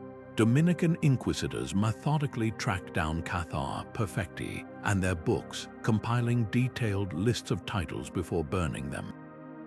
One such inventory from 1242 mentions a Book of the Two Principles, outlining the dualist theology that inspired the sect, now known only through enemies' paraphrases.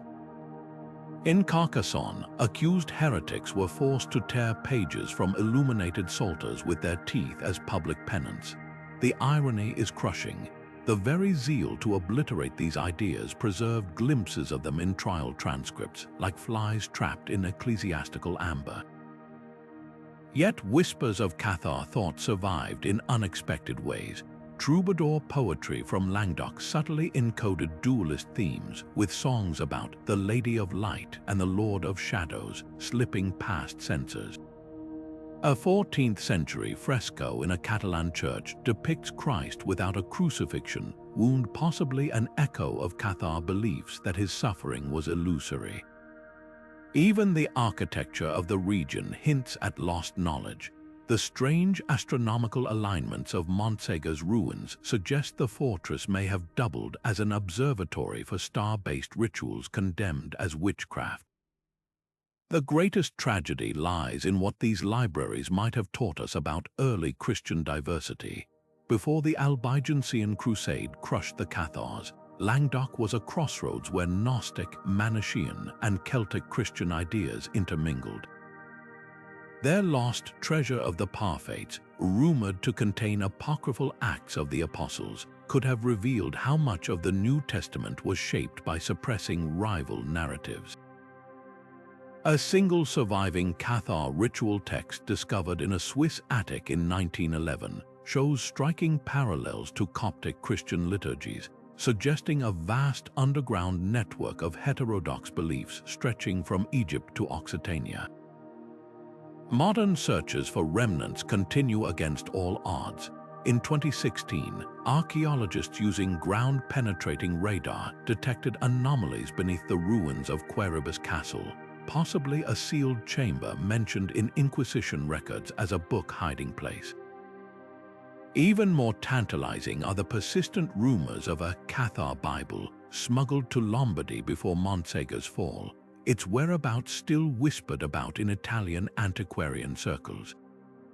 Every fragment recovered, whether a charred scrap or a coded fresco, is a message in a bottle from a world that dared to imagine Christianity differently and paid the ultimate price for that vision. Their legacy challenges us to wonder how much richer religious history might be if those flames had flickered out just one day later, sparing a single chest of manuscripts from the pyre. Before the Mongol horsemen swept across the steppes in 1240, Kiev was a shimmering beacon of Slavic scholarship, its monasteries bustling scriptoriums where monks translated Greek philosophy into Old Church Slavonic and penned vivid chronicles blending history with myth. Picture the Lavra monastery's candlelit chambers, where scribes worked in unbroken shifts to copy texts on medicine, astronomy, and theology, their ink-mingling Cyrillic letters with intricate illuminations of saints and princes. These weren't just books, they were the birth certificates of Eastern European identity, recording everything from Viking trade treaties to the baptism of Rus until the Mongols reduced them to ashes in a single apocalyptic year. The scale of loss becomes clear when we examine what barely survived. The primary chronicle, our main source for early Slavic history, exists today only in later, heavily edited copies. A note in one 15th century version mentions an older book of beginnings that contained pagan creation stories and detailed genealogies of pre-Christian rulers. That original likely burned when Batu Khan's troops torched the monastery of St. Michael in 1240, along with its famed collection of Byzantine Slavic legal codes. Even more devastating was the disappearance of the Book of the Kievan Princes, a lavishly illuminated chronicle that reportedly depicted Princess Olga's diplomatic missions to Constantinople with maps and portraits. The few surviving references describe its bindings studded with amber and its margins filled with notes about Viking mercenaries' contracts details that could have rewritten our understanding of medieval Eastern Europe's trade networks. What makes these losses especially haunting are the gaps in cultural memory they created. Before the Mongol invasion, Kiev's monasteries were hubs of linguistic innovation, where scholars developed Old East Slavic into a literary language capable of expressing complex theological and philosophical concepts. A charred fragment rescued from the Lavra's ruins contains a translation of Aristotle's Metaphysics, with marginal notes comparing Greek logic to Slavic folk wisdom, proof of an intellectual dialogue severed mid-conversation. Equally tragic is the near-total loss of early Slavic medical texts, which blended Byzantine herbalism with steppe shamanic remedies. A passing mention in a Novgorod birch bark letter references a Kievan book of healing that cured battle wounds with fermented honey and spiderwebs, a recipe modern science has since confirmed has antibacterial properties. The Mongol assault wasn't just physical destruction, it was cultural amnesia imposed by fire. As the Golden Horde established control, systematic looting targeted not just gold but knowledge. Persian historian Rashid al-Din wrote of wagon-loads of Slavic manuscripts hauled to Sarai, where they were either lost or repurposed as scrap parchment. A single surviving gospel book in Uzbekistan's state library bears water damage consistent with being submerged during a river crossing, its Cyrillic script nearly erased but still legible beneath later Arabic annotations. These scattered survivors hint at a vast intellectual exchange that might have been had Kiev's libraries endured. Yet whispers of Kiev's scholarly glory persist. In 2019, archaeologists excavating a collapsed cellar near the Lavra found a lead case containing miraculously preserved pages of a 12th century chronicle. The text describes Prince Vladimir's debates with Jewish and Muslim scholars before choosing Christianity, a scene previously known only through much later sanitized accounts. Even more remarkably, multispectral imaging has revealed palimpsests in Bulgarian monasteries, showing traces of Kievan liturgical texts scraped away and overwritten. Every such discovery is a puzzle piece, slowly reconstructing the vibrant intellectual world that once thrived along the Dnieper, a world whose full brilliance we'll never see, but whose fragments still illuminate the shadows of history. Emperor Rudolf II's Prague castle wasn't just a royal residence, it was a cabinet of curiosities brought to life, where the boundaries between science, magic, and art blurred into irrelevance. His alchemical libraries, crammed with manuscripts on everything from Paracelsian medicine to angelic summoning rituals, represented the most ambitious attempt in European history to fuse empirical inquiry with esoteric wisdom. Picture vaulted chambers where astronomers rubbed shoulders with Kabbalists, where the finest metallurgists of the age experimented alongside charlatans promising to turn lead into gold. This wasn't mere superstition, it was a Renaissance laboratory of ideas, where the scientific revolution might have taken an entirely different path if its treasures hadn't vanished into the chaos of the 30 Years' War. The scale of Rudolph's collections defied imagination.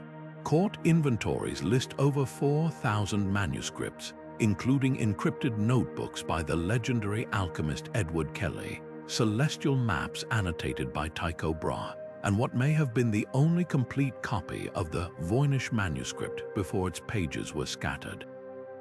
Most tantalizing are the references to a Book of Abraham the Jew, purportedly containing instructions for creating the philosopher's stone, not as metaphor but as a literal chemical process. When Swedish troops looted Prague in 1648, they prioritized these texts over gold, shipping entire wagon loads to Stockholm. Yet the most valuable items seemingly disappeared before their arrival, leaving only cryptic references in Swedish military logs to certain black books unfit for Christian eyes. What sets Rudolph's library apart from other lost collections is the persistent rumors of deliberate concealment. Unlike Alexandria's destruction or the Mongols' burning of Baghdad, there's evidence that key manuscripts were hidden rather than destroyed. A 1652 letter from a Benedictine monk mentions a secret tunnel beneath Prague's Jewish quarter where the emperor's forbidden books were walled up. Centuries later, during renovations of the Clementinum's astronomy tower, workers discovered a hollow space containing glass vials and a single scorched page, its text a bizarre fusion of Hebrew letters and alchemical symbols matching no known cipher. Even more chilling are the accounts from Nazi occult researchers during World War II, who reportedly excavated beneath Prague Castle searching for Rudolph's clockwork homunculus manuscripts before abruptly abandoning the project. The true loss isn't just about missing recipes for gold making, but the potential scientific breakthroughs these texts might have contained. Modern historians now recognize that Renaissance alchemy was often proto-chemistry. Rudolph's court funded early studies of metallurgy, distillation, and even early bacteriology under the guise of mystical pursuits. A surviving fragment from his library describes a living silver compound that eerily resembles colloidal silver's antimicrobial properties. Had these investigations continued openly rather than being driven underground by religious persecution, the birth of modern medicine might have arrived decades earlier. Perhaps the most haunting question isn't where the library went, but how differently we might understand the universe if it had survived intact. Rudolph's scholars were piecing together a world where matter and spirit weren't enemies but partners, where mathematics could describe both planetary motion and the music of angels. In an alternate history, their synthesis might have spared us the bitter divorce between science and spirituality that still haunts Western thought. The few surviving manuscripts now scattered from St. Petersburg to Texas are like pages torn from a cosmic joke book. We can see the punchlines, but the setup remains buried somewhere beneath Prague's crooked streets, waiting for a lucky stumble in the dark. Scotland's monasteries once stood as the keepers of a nation's memory, their scriptoriums humming with scribes recording everything from royal lineages to the precise boundaries of ancient clan lands. In the quiet halls of Iona Abbey or the towering scriptorium at Dunkeld, monks meticulously copied chronicles that traced Scottish identity back through mist-shrouded centuries. These weren't just books, they were living maps of kinship and power, where a single line of text could determine who ruled a glen or claimed descent from mythic warriors like Fergus Moore. But when the fires of Reformation iconoclasm swept through Scotland in the 1560s, flames consumed more than parchment. They severed an entire civilization from its roots, leaving behind a historical void that still haunts the highlands today. The destruction was both systematic and shockingly thorough. Reformers, determined to purge popish superstition, targeted monastic libraries as symbols of Catholic authority. At Scone Abbey, a crowd reportedly danced around a bonfire of Chartres while a preacher declared Scotland's history begins anew this day. The irony cuts deep. Many of these same documents had recorded the very Protestant ideals the Reformers championed, preserved by the same monastic tradition they now sought to erase. Among the losses were the Black Books of Clanranald, genealogies tracing the lords of the Isles back to the legendary Nile of the Nine Hostages, and the Red Book of Pluscarden, which allegedly contained eyewitness accounts of Macbeth's reign stripped of Shakespearean embellishment. Without these texts, the origins of powerful families like the Campbells or MacDonalds blur into legend, their feudal claims resting on oral traditions vulnerable to manipulation. What makes these losses uniquely devastating is how they warped Scotland's sense of itself. Clan histories weren't mere vanity projects. They were legal documents used to settle land disputes and succession rights for generations. A single missing charter could disinherit an entire branch of a family, as happened to the MacGregors when their abbey-kept titles vanished, leaving them vulnerable to persecution. Even Scotland's national narrative suffered. The Chronicle of the Scots, last seen at St. Andrew's Priory, reportedly contained the earliest written version of the Stone of Destiny's origin story before it was tossed into the sea with other relics of idolatry. Now, historians must rely on biased 16th century copies like George Buchanan's History of Scotland, which deliberately downplayed Gaelic traditions to suit Protestant tastes. The human cost of this erasure echoes through time. Imagine a Highland grandmother in the 1700s struggling to prove her grandson's right to inherit a croft because the proof burned 2 centuries earlier in Arbroath Abbey. Or consider modern DNA researchers who could have used those lost genealogies to trace Scottish migrations across Europe and North America. The gaps even affect language preservation. Monastic libraries held the only written examples of early Gaelic poetry forms, like the Dan Dyrach meter, now reconstructible only through fragments quoted in later polemics. Yet against all odds, whispers of Scotland's lost libraries endure. In 2011, a conservator at Trinity College Dublin found Gaelic marginalia in a Latin psalter, notes confirming a lost Book of Deer passage about Pictish land grants.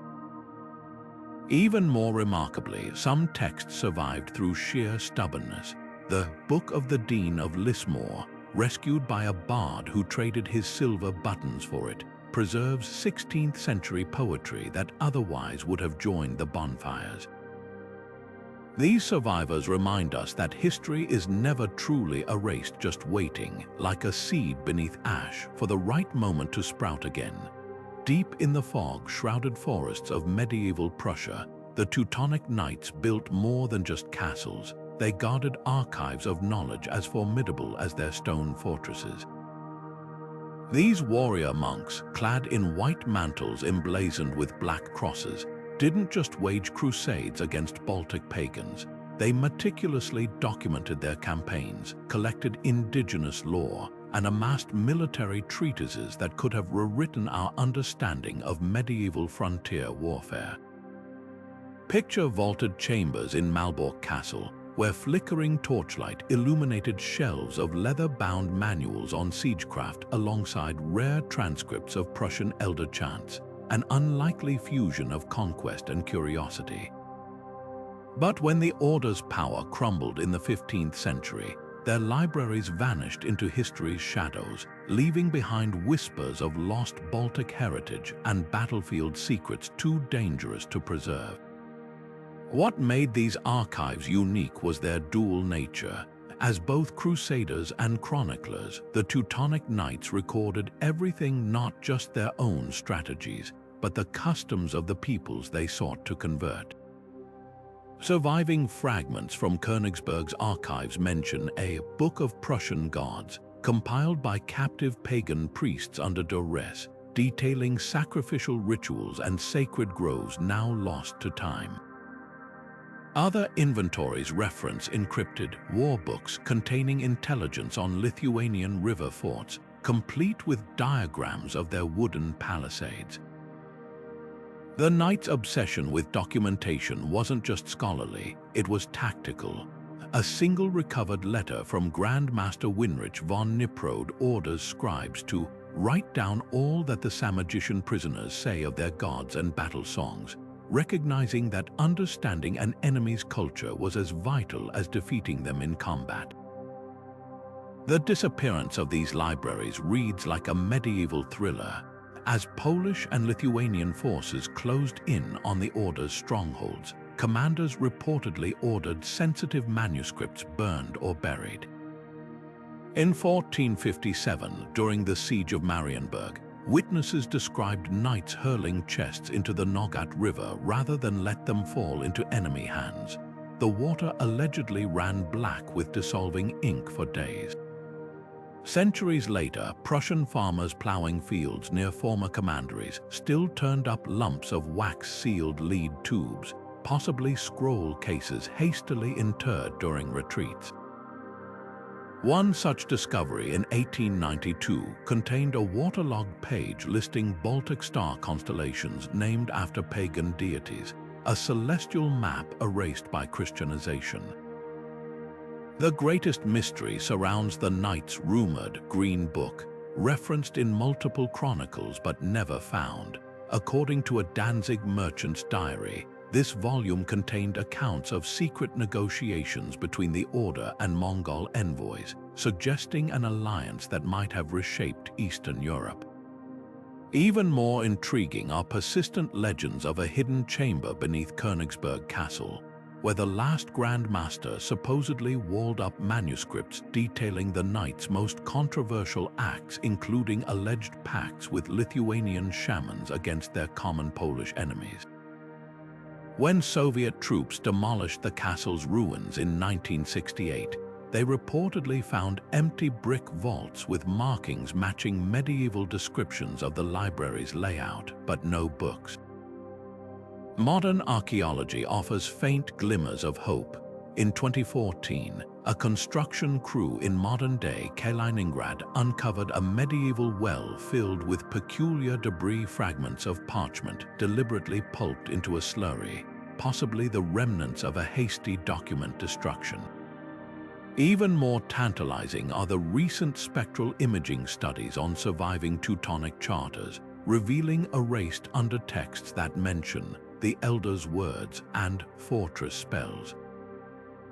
These could be references to suppressed pagan incantations or coded military jargon. We may never know for certain.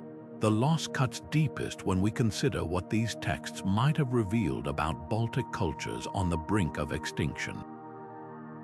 The Teutonic archives likely held the last written accounts of Old Prussian, a language now known only from scattered place names and a handful of baptismal records. Their military logs could have explained how small bands of Lithuanian warriors consistently outmaneuvered one of Europe's most disciplined armies. Most haunting are the gaps in our understanding of the knights themselves. Were they truly fanatical zealots, or pragmatic rulers who documented indigenous traditions even as they erased them? The answer might have lain in those vanished vaults, where conquest and curiosity once coexisted on parchment pages that now survive only as echoes in crumbling castle walls. The lecture halls of medieval universities weren't just classrooms, they were intellectual battlegrounds where ideas clashed, evolved, and sometimes vanished without a trace. Imagine the bustling quadrangles of Oxford in the 13th century, where students huddled over wax tablets scribbling notes as their masters debated Aristotle's logic or the nature of the soul. These weren't passive listeners, they were active participants in a living tradition of inquiry. their personal annotations and refutations forming a hidden layer of scholarly discourse. But here's the haunting reality. For every surviving manuscript like Peter Lombard's Sentences, thousands of student notebooks, marginal debates, and even full lecture series have crumbled into oblivion. These lost texts aren't just missing pages, they're missing conversations, the raw, unfiltered sound of medieval minds at work. Take the disputations, the fiery public debates that were the heartbeat of university life. Surviving records from the University of Paris mention a particularly heated clash in 1282 over whether angels could occupy multiple places at once. We know the outcome, but the students' notes capturing the back and forth, the witty retorts, the logical traps, the moments when a young scholar dared to challenge a master are gone. These weren't dry academic exercises.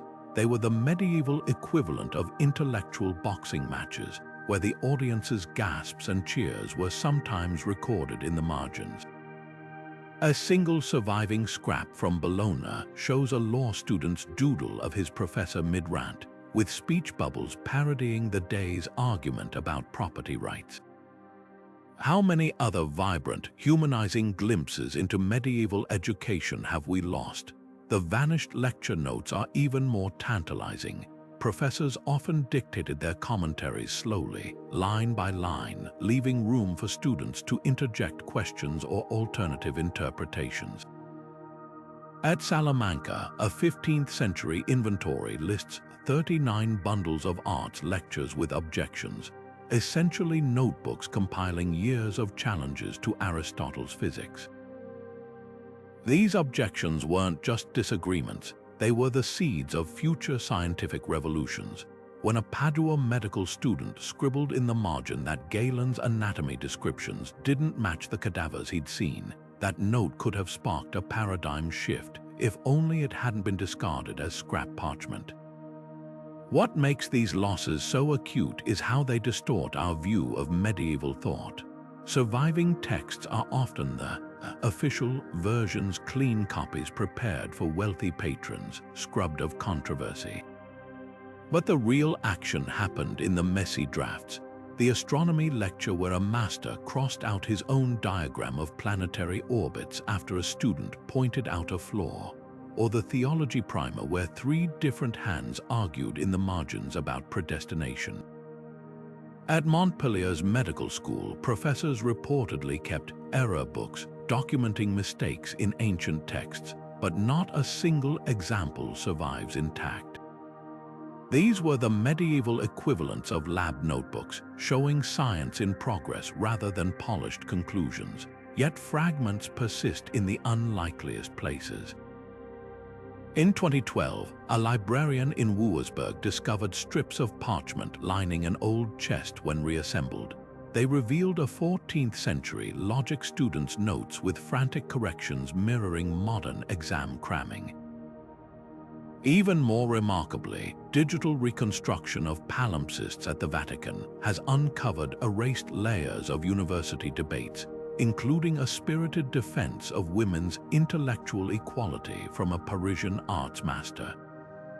These ghosts of lost libraries remind us that medieval universities weren't monolithic bastions of dogma. They were vibrant, contentious spaces where minds stretched against the boundaries of their age. Every vanished notebook takes with it not just answers, but the beautiful, frustrating process of how those answers were found. The idea that these lost medieval libraries might still exist hidden in forgotten vaults, buried beneath modern cities, or tucked away in private collections isn't just wishful thinking. History has shown us time and again that priceless texts can resurface against all odds. Take the Dead Sea Scrolls, discovered in 1947 by a Bedouin shepherd in a remote desert cave. Those fragile parchment fragments, preserved for nearly 2,000 years, rewrote our understanding of ancient Judaism and early Christianity. Or consider the recent uncovering of the Fadenmoor Psalter, an 8th century Irish manuscript found in a peat bog in 2006, its pages miraculously intact despite centuries submerged in mud. If these texts could survive such improbable conditions, why couldn't at least fragments of Alexandria's scrolls, Constantinople's imperial archives, or the Cathar's forbidden gospels still lie waiting? The hunt for these treasures is more active than you might think. Modern archaeologists aren't just digging with shovels, they're using ground-penetrating radar to scan beneath medieval monasteries, multispectral imaging to reveal erased texts in old manuscripts, and even artificial intelligence to reconstruct lost works from scattered quotations. In 2019, researchers at the University of Oxford identified a previously unknown Aristotle treatise hidden beneath a later Christian text using advanced imaging techniques. Similar technology recently uncovered a ghost library of erased classical works in the parchment of a medieval prayer book in Sinai's St. Catherine's Monastery. These aren't isolated accidents. They're proof that our ancestors reused and recycled parchment constantly, meaning fragments of lost libraries could be hiding in plain sight, layered beneath more familiar texts. Private collections hold equally tantalizing possibilities. Many aristocratic families across Europe still possess uncatalogued medieval manuscripts, passed down through generations without anyone realizing their significance. In 2017, a French antiques dealer found a 12th century copy of Hildegard of Bingen's scientific writings lining a jewelry box in a Normandy attic. Even more astonishing, a Spanish duke's estate sale in 2021 revealed a previously unknown Moorish medical text bound inside the cover of a 17th century accounting ledger. These aren't random accidents, they're clues to a vast underground network of surviving knowledge scattered by war, revolution, and simple human neglect. Then there are the persistent legends of sealed chambers and hidden vaults. Local lore in Chartres claims a secret crypt beneath the cathedral houses, salvaged manuscripts from its 1294 fire, while Bulgarian archaeologists insist they've detected hollow spaces behind the walls of the Rila monastery that match medieval descriptions of its library annex. The most compelling rumors swirl around the Vatican's secret archives, not for conspiracy theories, but because historians know papal agents systematically acquired the contents of endangered medieval libraries during the Reformation and Napoleonic Wars. A single uncatalogued crate in those 53 miles of shelving could theoretically hold anything from the lost plays of Sophocles to Hypatia's original mathematical treatises. But perhaps the most promising frontier lies in the digital realm. Projects like the Lost Books database are using algorithms to reconstruct medieval library catalogs from fragments, while textual analysis of surviving quotes helps identify anonymous works. When a team at Cambridge recently fed thousands of medieval references into a machine learning program, it predicted with startling accuracy where missing manuscripts might be based on historical trade routes and ownership patterns. This isn't science fiction, it's how we rediscovered the Archimedes palimpsest, a 10th century copy of the Greek genius's works that had been scrubbed away and overwritten with prayers. The sobering truth, though, is that time is the enemy. Every year, humidity, mold, and decay claim more of these fragile texts. A parchment scroll walled up in a damp castle vault might have survived the Middle Ages only to disintegrate tomorrow. That's why archaeologists and historians are racing against decay, armed with tools our medieval predecessors couldn't have imagined. Whether it's a lead cylinder buried beneath Prague Castle or a waterlogged chest in a Venetian canal, every potential discovery carries the weight of centuries, not just of what was lost, but of what might still, against all odds, be found. The disappearance of these 25 medieval libraries isn't just about the physical loss of parchment and ink. It's as if entire chapters of the human story were ripped away mid-sentence, leaving us with fragments that tease more than they tell. Consider this: every time a library burned, we didn't just lose books, we lost the conversations they sparked, the discoveries they might have inspired, and the alternate futures they could have shaped. The charred remains of the House of Wisdom in Baghdad didn't just take algebra and optics with them, they stole the chance for those ideas to reach Renaissance Europe decades earlier. The ashes of Canterbury's scriptorium didn't just erase saints' lives, they silenced the voices of monks who blended Celtic spirituality with Christianity in ways we can now only guess at.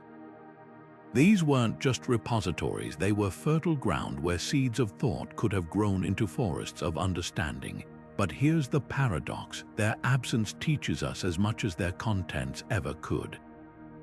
The voids left by these libraries force us to confront how fragile knowledge truly is, how easily a single spark, a conquering army, or an act of censorship can unravel centuries of progress.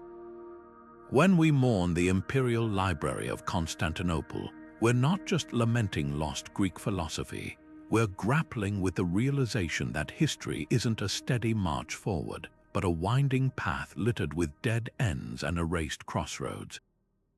The missing medical texts of Cordoba, the vanished star charts of Monte Cassino, the suppressed Cathar Gospels, they all whisper the same unsettling truth: civilization isn't a given. It's a fragile web of ideas that must be actively protected, or it dissolves like ink in the rain. Yet within this tragedy lies an unextinguished spark of hope. For every library lost, there are stories of heroes who smuggled manuscripts to safety, who copied texts under cover of darkness, or who buried chests of scrolls in desperate acts of defiance.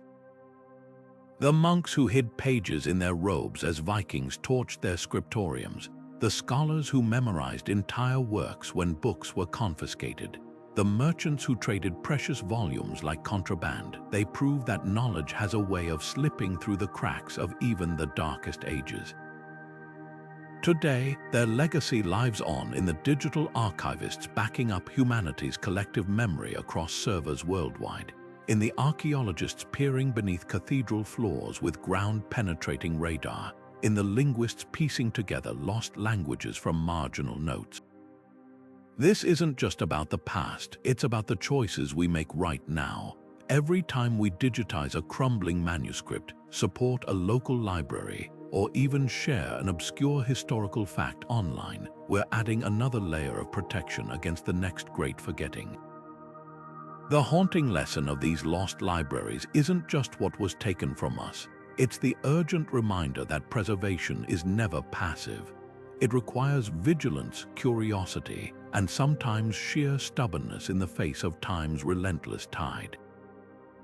So as we close this chapter, consider this: somewhere out there, beneath the foundations of a ruined castle or tucked inside an unopened archive chest, fragments of these lost libraries might still wait. The search continues, not just for the texts themselves, but for the connections they forge across time.